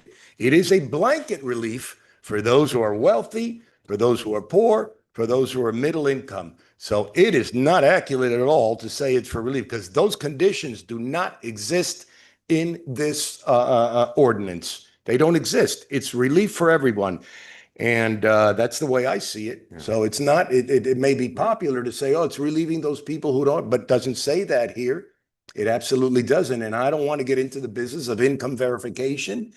And it depends on how old you are. And no, this would be a relief for anyone, poor, wealthy, whatever income and whatever age. And that's the truth of the matter. Yeah. What you just said now that you don't have to submit for the credit that you wanted to submit for, because you don't have to, right? Look, all right. So Councilwoman, yeah, go ahead and offer what you'd like. Again, at the end of the day, we're offering relief. I know a lot of us on this dais have had complaints called on us, right? Residents complaining about the issues that they're facing in today's economic times. I know your office, Councilman Rodriguez gets a lot of those calls as well about people looking for some help. But it's the will of the council. So Let's take a roll. Motion, please. Yeah. And the motion, I would like to amend the part where for the unknown leak, at least 300% higher than their prior 12-month average bill. So you're moving this resolution as amended. Correct. For the known leaks, 200, for the unknown leaks, 300. Yeah, to be clear, that for the known leaks, 200 more, 2 times more, and for the unknown leaks, 300% more than the average 12-month average for the unknown leaks. That's what's being proposed. I mean, through the chair. Yeah. Mayor, are you okay with that? I mean, what are your thoughts on that? And it's gonna have a limit of 12 months. It has one credit in a 12-month period or 2 credits in a 10-year period. 1 credit in 12 months. And after those 12 months, you can get 1 more credit within 10 years.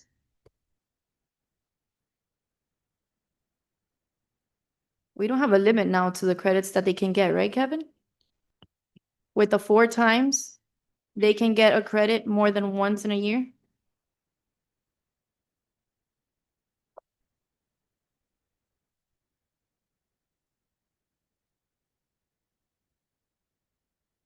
It's a little more complicated. It is mostly up to 1 time every 12 months for most of the credits. We have several different types of credits. For the unknown, we really limit it to a couple times in 10 years. So if it's a known leak and they can prove it, we do limit it to once every 12 months. If it's unknown, No, that's if it's known. if it's known. They can it's prove once- it. And if that way, I mean, if they have a plumber who writes Yes. it, and here's a picture of it, they can get one every year. It's the unknown where we start putting the harder limits. Through the chair. Yes. Barbara Govea, on behalf of the city law department. In regards to the legislation, this resolution as it stands, when we're speaking of the unknown leak causes, right? That's where the city would be limiting to only 2 credits within a 10-year time period. In regards to leaks that actually don't enter into the sewer system, that's where the resident could actually ask on an annual basis. And so we'll allow once every 12 months. That is correct. That's our current policy now. Kevin? Kevin has to say it. For known leaks, we already understand for unknown leaks, but what about known leaks? It's my understanding that that is So- policy. Let Kevin, Barbara, let Kevin respond to that. This is mind numbing, by the way. I'm not saying it's if you have to handle this professionally, it's a problem. So there's 2 types of known leaks. There's one that does not enter. That's a great one to give a credit for because the county's not going to charge us, so we can give that credit. For that one currently, you get 100% of your sewer that's over your average, and you get 50% on the water. To be clear, Siri says 50%.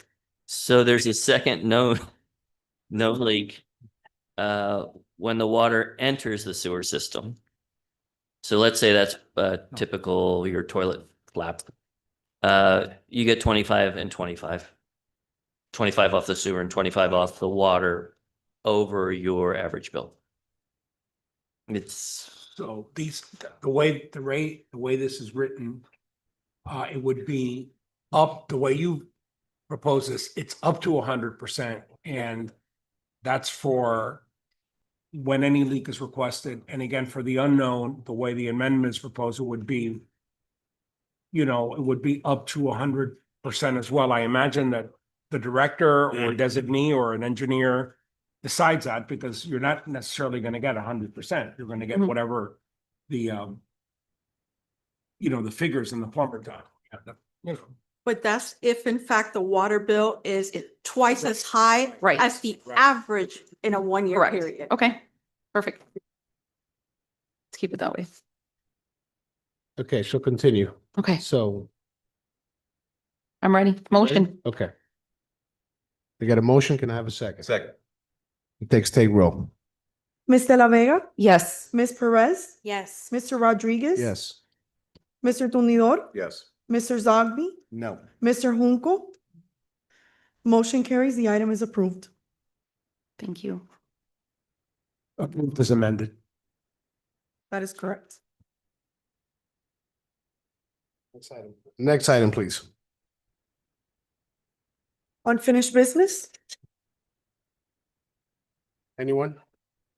Next item. and under new business, report to the city council of financial disclosure submittals for the year ending in 2024. Pursuant to section 26-36 subsection D of the Hialeah Code, the council has received a list of all former and current board members and employees who have failed to file.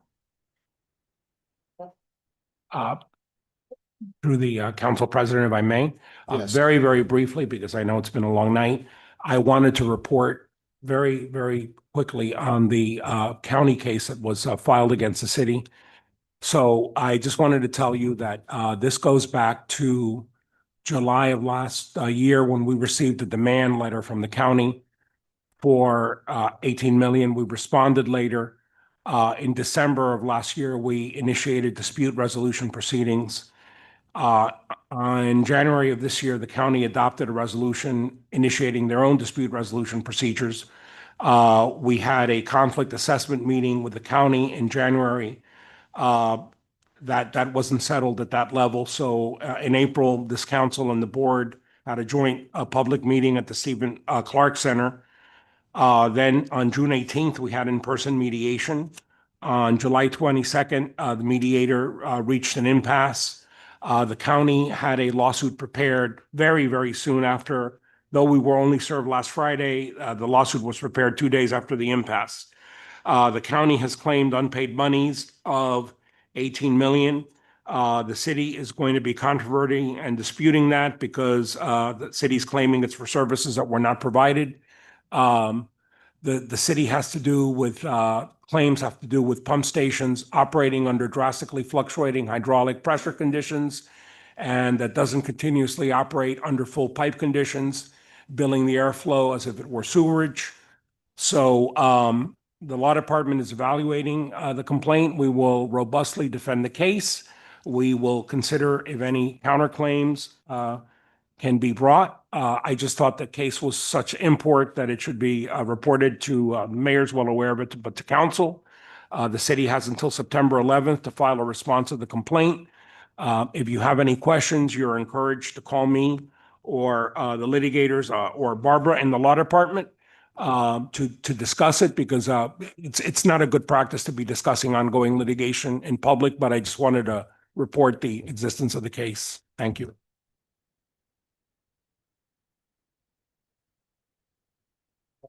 Through the chair. Yes. So I know we spoke about this, came up in one of our items, right? Just about the time frame.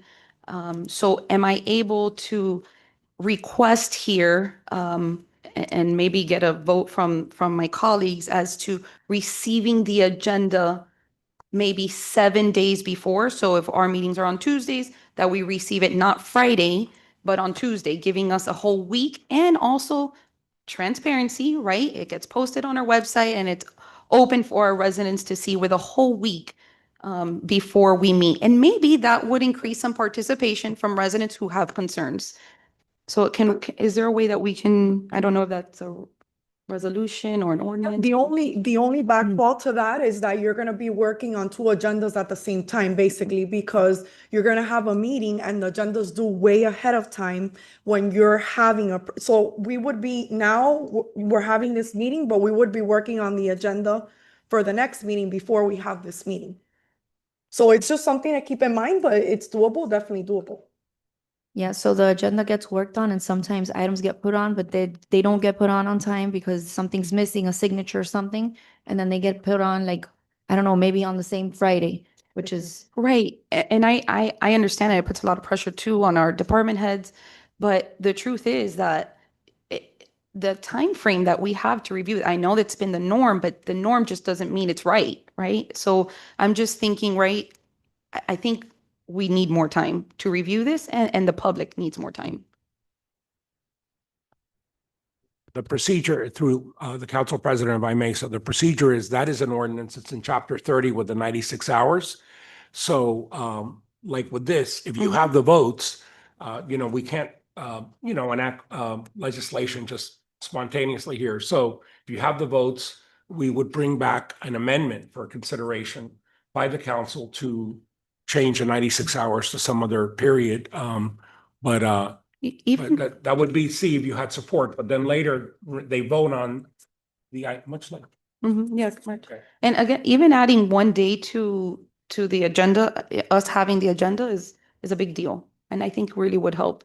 I think one more day is probably the most doable, right? I mean, for a week before, I would have to sit and calculate and just make a new schedule, right? Because it's law's deadline, Right. department heads have a deadline, then you have all the signatories. So in order to tell you if it really works, we would need to establish a plan, Okay. you know.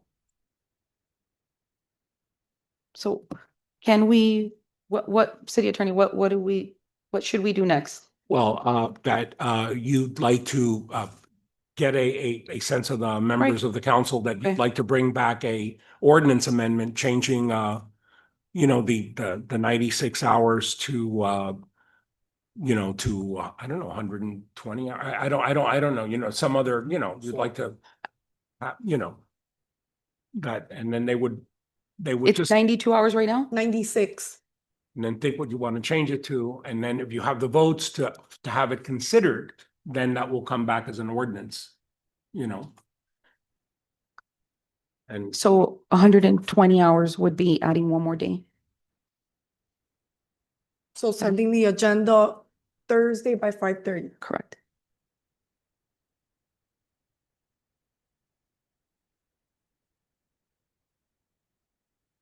How much burden is that?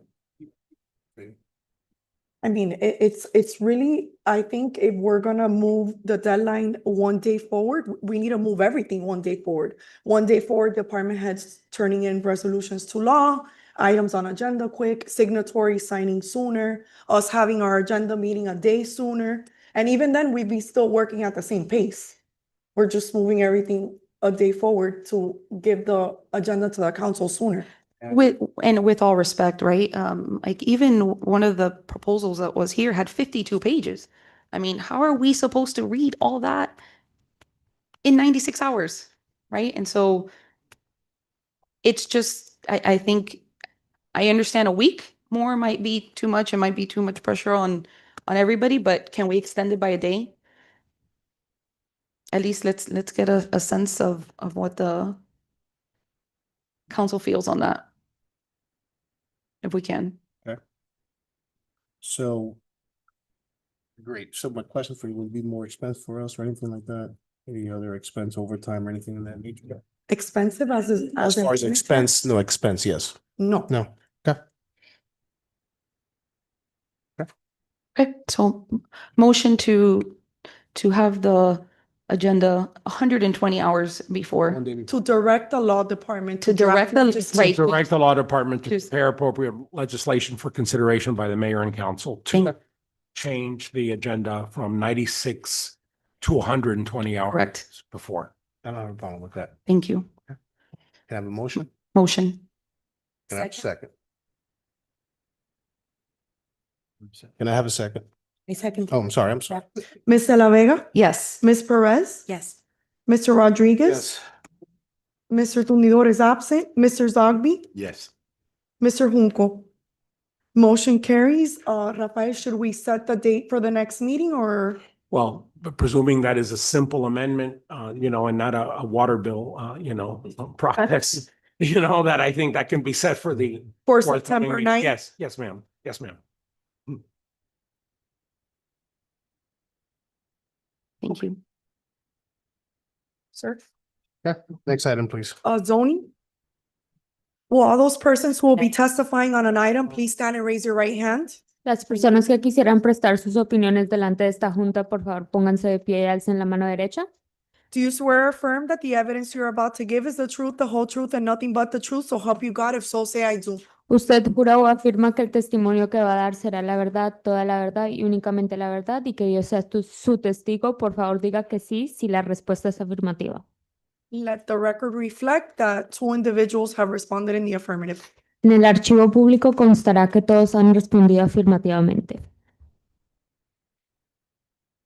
Land use item 15A. Second reading and public hearing of proposed ordinance amending the future land use map from residential office to commercial. Property located at 705 East 8th Avenue, Hialeah, zoned RO, residential office district, and legally described herein. Repealing all ordinances or parts of ordinances in conflict herewith, providing penalties for violation hereof, providing for severability clause, and providing for an effective date.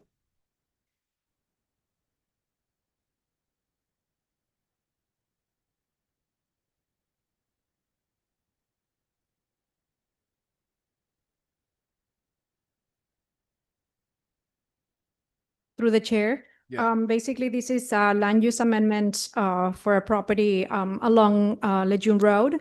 The land is already developed. They are doing the modification, the scale, small scale amendment to actually remove the restrictions from the residential office that they have. So they're requesting to go from the residential office to a commercial land use. Motion. You got a motion? Can I have a second?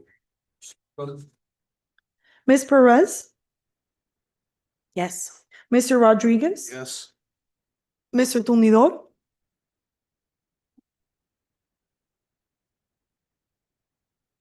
said it what? Sorry, sir, but if you're present, we need your vote unless you abstain. Yes. Your vote is yes? Yes. Mr. Zogby? Yes. Mr. Junco? Yes. Ms. De La Vega? Yes. Motion carries. The item is approved. Thank you. Next item, please. Second reading and public hearing of proposed ordinance amending the future land use map from low-density residential to transit-oriented development district. Property located at 924 East 23rd Street, Hialeah, zoned R1, one-family district, and legally described herein. Repealing all ordinances or parts of ordinances in conflict herewith, providing penalties for violation hereof, providing for a severability clause, and providing for an effective date.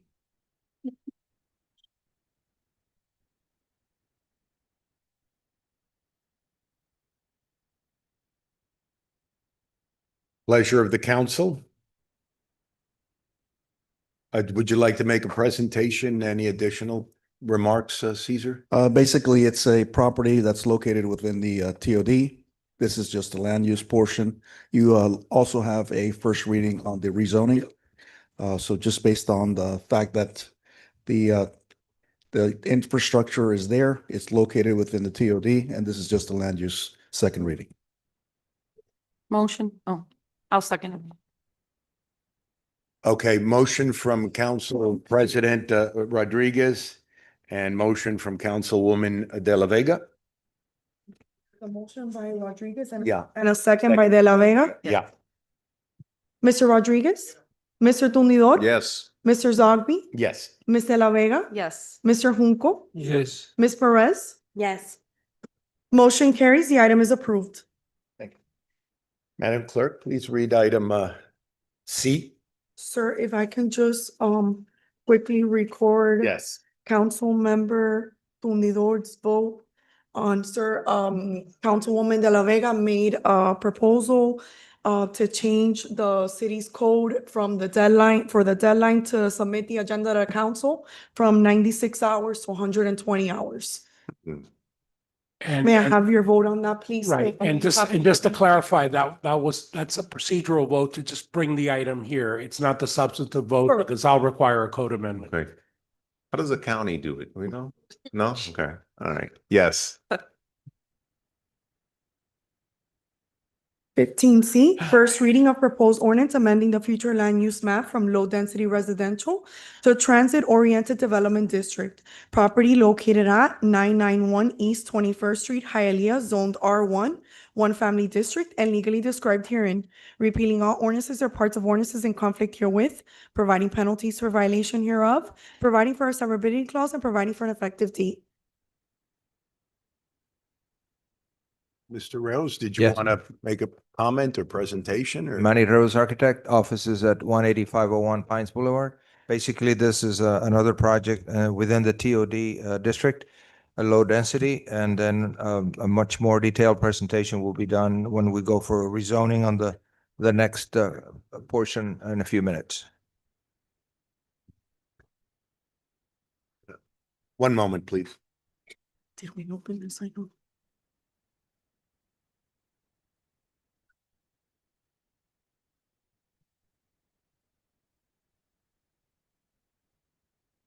We'll get back. Yeah. All right, pleasure of the council on item C, land use. Motion. We have a motion from Councilwoman De La Vega. Second from Councilman Junco. Please call the roll, Madam Clerk. Mr. Tumidor is absent. Mr. Zogby? Yes. Ms. De La Vega? Yes. Mr. Junco? Yes. Ms. Perez? And Mr. Rodriguez is also absent. Motion carries. The item is approved. Second reading and public hearing is scheduled for September 9th, 2025. Thank you. Thank you. Should we go back to item B of land use? Was on second reading. Reading. Open to public comment. Is there anyone present who would like to make any comments on land use item B? Nope. And same for A. I don't believe Councilmember Rodriguez. Yes. Public hearing. Also, oh, wait a minute, he's recording his vote for C, I think. On land use amendment A, it is on second hearing. Is there anyone present or online that wants to make any comments on land use amendment A? No. Thank you, sir. Thank you. Councilmember Rodriguez, if I may, please have your vote for land use item 15C. Thank you. Zoning item 16A, second reading and public hearing of proposed ordinance repealing and rescinding City of Hialeah ordinance number 2011-16 attached to as Exhibit A, rezoning property from RO Residential Office District to B1 Highly Restricted Retail District, granting a variance permit to allow a front setback of 6 feet where 20 feet are required, allow street side setback of 5.5 feet where 10 feet are required, and to allow 12 parking spaces where 13 parking spaces are required. All in contrast to Hialeah Code of Ordinances, Section 98-929, 98-2088, subsection B, and 98-2189, subsection 7. Property located at 705 East 8th Avenue, Hialeah, Zone RO Residential Office District, and legally described herein. Repealing all ordinances or parts of ordinances in conflict herewith, providing penalties for violation hereof, providing for a severability clause, and providing for an effective date. So item much, but you speak much better than me, Zogby. I gotta hand it to you, bro. Items open, items in second reading, open for public hearing. Anybody? Open, I otherwise. got a motion? Second. Please take roll. Mr. Zogby, Yes. Ms. De La Vega, Mr. Junco, Yes. Ms. Perez, Yes. Mr. Rodriguez. Yes. Mr. Tumidor is absent. Motion carries. The item is approved. Item 16B, second reading and public hearing of proposed ordinance repealing and rescinding City of Hialeah ordinance number 2024-040 attached to as Exhibit A, granting a special use permit to allow the expansion of the neighborhood business district overlay in relation to a proposed multifamily development including 39 residential units pursuant to Hialeah Code of Ordinances, Section 98-161, granting a variance permit to allow 39 multifamily units, 100%, with an area less than 700 square feet, where 700 square feet is the minimum required, and only 25% of residential units may have a minimum area of 500 square feet. Allow residential use only where mixed use is required. Allow residential use on the ground floor where residential use is only allowed above the ground floor. Allow 25% pervious area where 30% is the minimum required. Allow a partial waiver of minimum landscape requirements through landscape mitigation as per Section 98-2235, and to release the existing declaration of restrictive covenants recorded in Official Records Book 34239, page 2016 of the Public Records of Miami-Dade County, Florida, all in contrast to Hialeah Code of Ordinances, Section 98-637, subsection 3A, 98-1614, subsection B, 98-2056, subsection B1, property located at 308 East 9th Street, 330 East 9th Street, and 342 East 9th Street, Hialeah, located at I'm sorry, I lost myself. 308 East 9th Street, 330 East 9th Street, and 342 East 9th Street, Hialeah Zone CR Commercial Residential District, and legally described herein. Repealing all ordinances or parts of ordinances in conflict herewith, providing penalties for violation hereof, providing for a severability clause, and providing for an effective date. Items for second reading, open for comments and question. Can I have sorry? If I may through the chair, Yes. can you just tell me what the declaration of restriction covenant what that was existing there? Oh, Yeah, I don't know why I'm having such a hard time here in the backup. it tied it to the previous approval. So there was an approval on this property for, I believe it was 32 residential units and commercial. It tied it to that approval. We are abandoning that approval and seeking the approval that we have here. MPD, right, switching it over, okay. Right. All right, I just wanted to see it, but I don't know, I don't see it. Yeah, I don't know that I have a copy of the Uh, previous one, but it's, Are there, there's a inquiry, is there a slide or a sketch or some kind of photo of the project? yeah, a photo of the project. I didn't know. I mean, I have a presentation. I thought the question was more about the prior deck, but I'm happy to. Are you- Oh, it's in, I'm being told that it is in the package. It's in the backup. What page is it? Do you know? Your package, but I can give you the copy of it. I don't know. I'm trying to see. Thank you.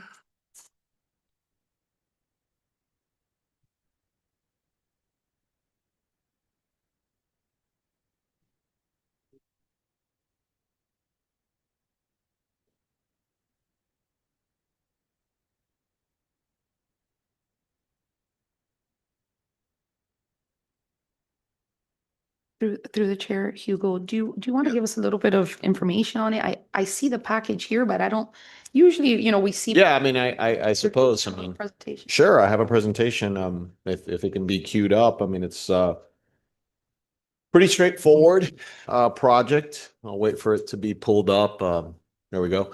Yeah, let's keep it to that slide. So approximately 3/4 acre property right on East 9th between 3rd and 4th.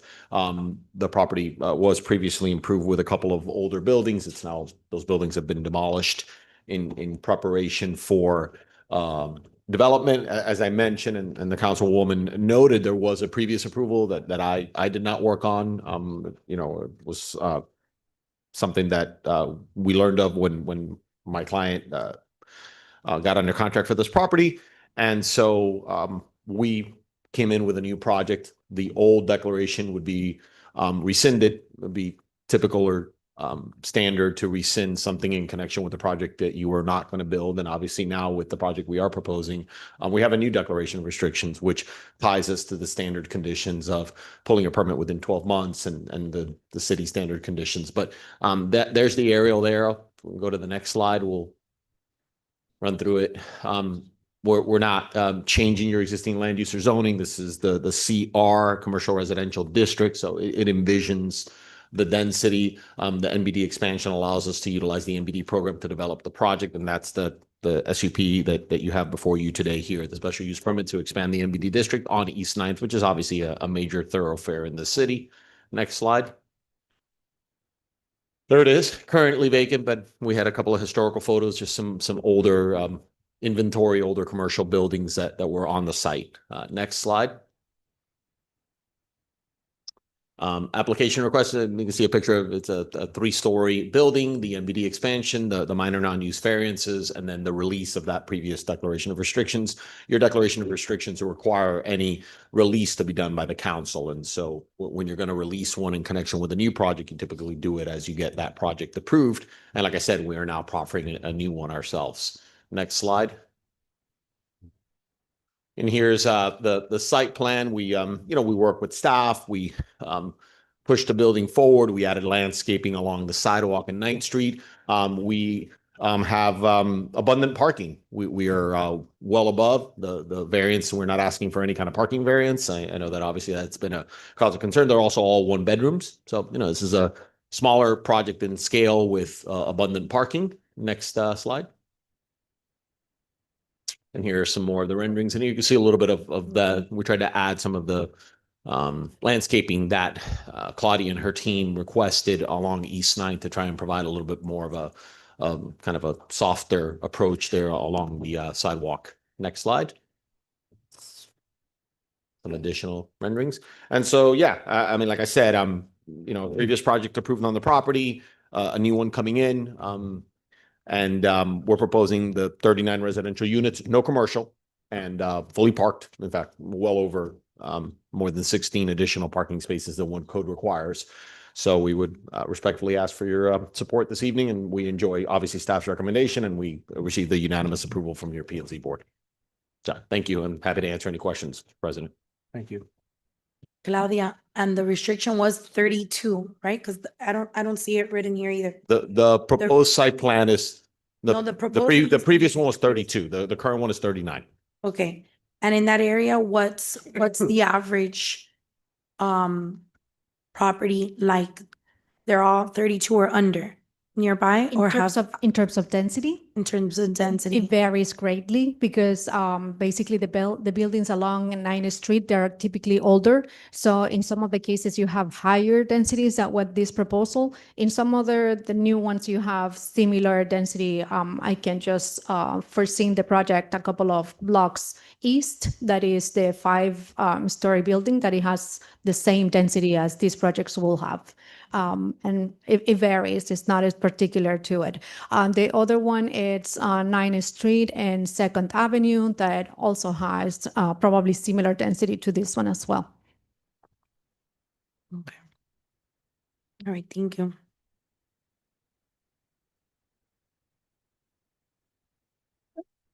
Motion. Got a motion? Can I get a second? Second. Please take roll. Mr. Junco, Yes. Ms. De La Vega, Hugo, I just have a question. And by the way, thank you for no parking variances. I know. I appreciate that. Bring a little joy. Will these be rental properties? This is a rental project. Okay. And it's okay. I'm gonna go with a yes. No. Ms. Perez, Hold on, I just wanted to see something. Really quick.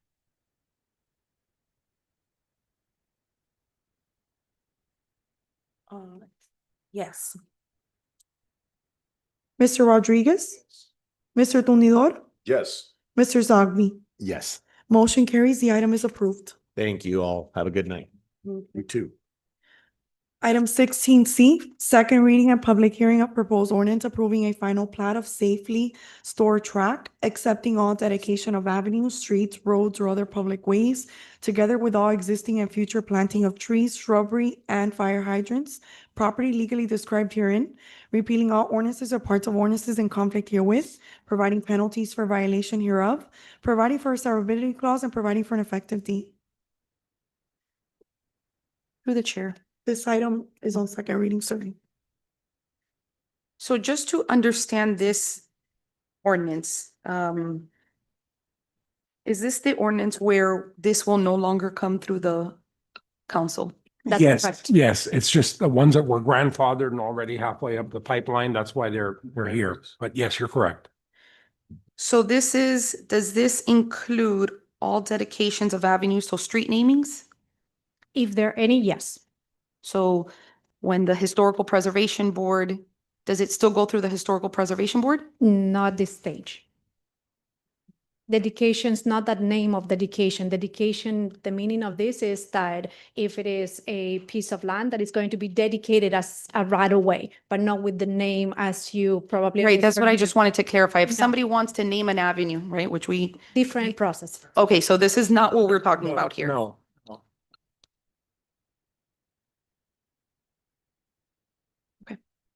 Thank you. That clarifies my question. Items open for second reading. Any comments, questions from anyone? All right, please take roll. Motion. Did Motion. we have the two motions? No, I'm sorry. No, sir. I had a motion. Motion from Zogby. Can I have a second? Second. Okay, please take roll. Ms. De La Vega, Yes. Ms. Perez, Yes. Mr. Rodriguez, Yes. Mr. Tumidor, Yes. Mr. Zogby, Yes. Mr. Junco. Mr. Hope? Mr. Junco, your vote, please. Yes, I vote. Motion carries. The item is approved. Sir, before we move to the next item, I need to record Councilmember Tumidor's vote on land use item C, please. Your vote on land use item C, please. Oh, mine? Yes. Oh, yes, of course. And your vote on zoning item 16A, please. 16A. Yes. Yes. Thank you. Mhm. Item 16D, first reading of proposed ordinance rezoning property from R1, one family district to TOD, Transit Oriented Development District. Granting a variance permit to allow a single-use multifamily residential building with 23 units where a vertical mix of uses is required. Allow a front setback of 15.7 feet where 17 feet are required for the ground floor. Allow a front setback of 10.7 feet where 17 feet are required for balconies fronting East 23rd Street, and allow a 6.5% pervious area where 10% is the minimum required.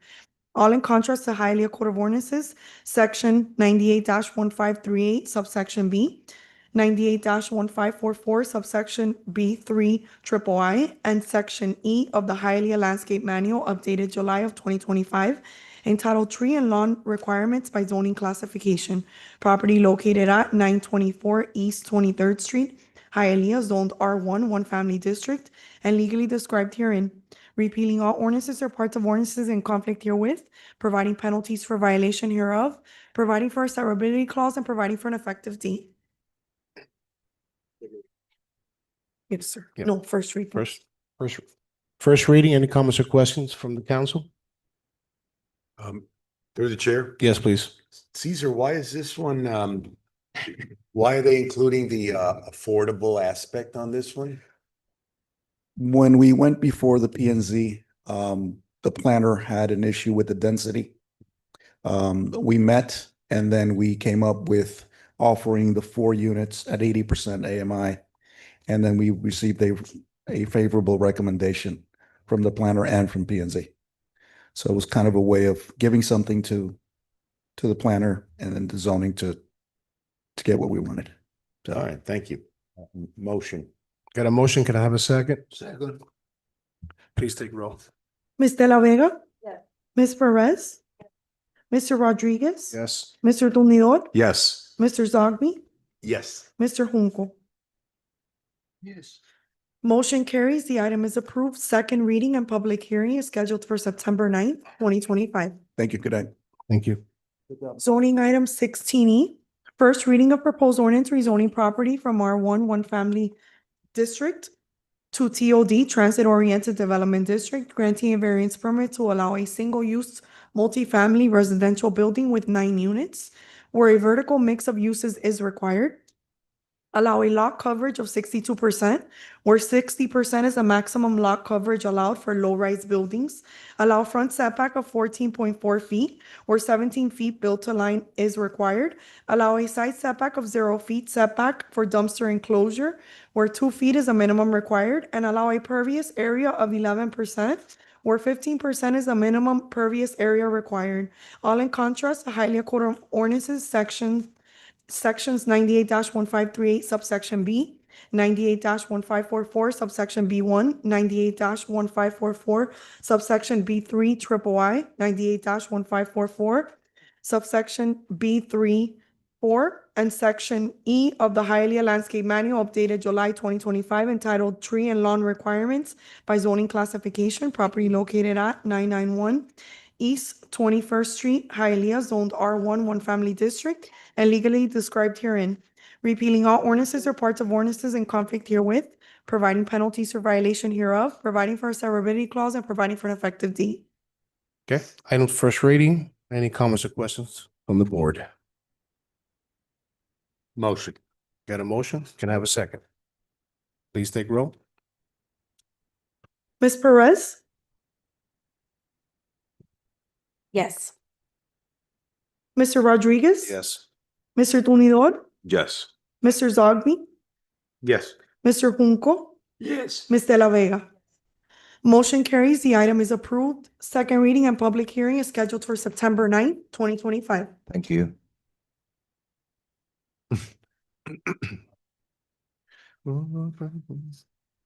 Item 16F, First reading of proposed ordinance rezoning property from RO Residential Office District to C2 Liberal Retail Commercial District, granting a variance permit to allow a front setback of 15 feet where 20 feet is required, all in contrast to Hialeah Code of Ordinances, Section 98-1069, subsection 8, property located at 1410 West 68th Street, Hialeah, zoned RO Residential Office District, and legally described herein, repealing all ordinances or parts of ordinances in conflict herewith, providing penalties for violation hereof, providing for a severability clause, and providing for an effective date.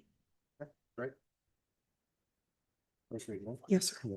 First reading, any comments or questions from the board? Council, Motion. got a motion? Segundo. Mr. Rodriguez? Yes. Mr. Tonidor? Yes. Mr. Zogby? Yes. Ms. De La Vega? Yes. Mr. Junco? Yes. Ms. Perez? Motion carries. The item is approved. Second reading and public hearing is scheduled for September 9th, 2025.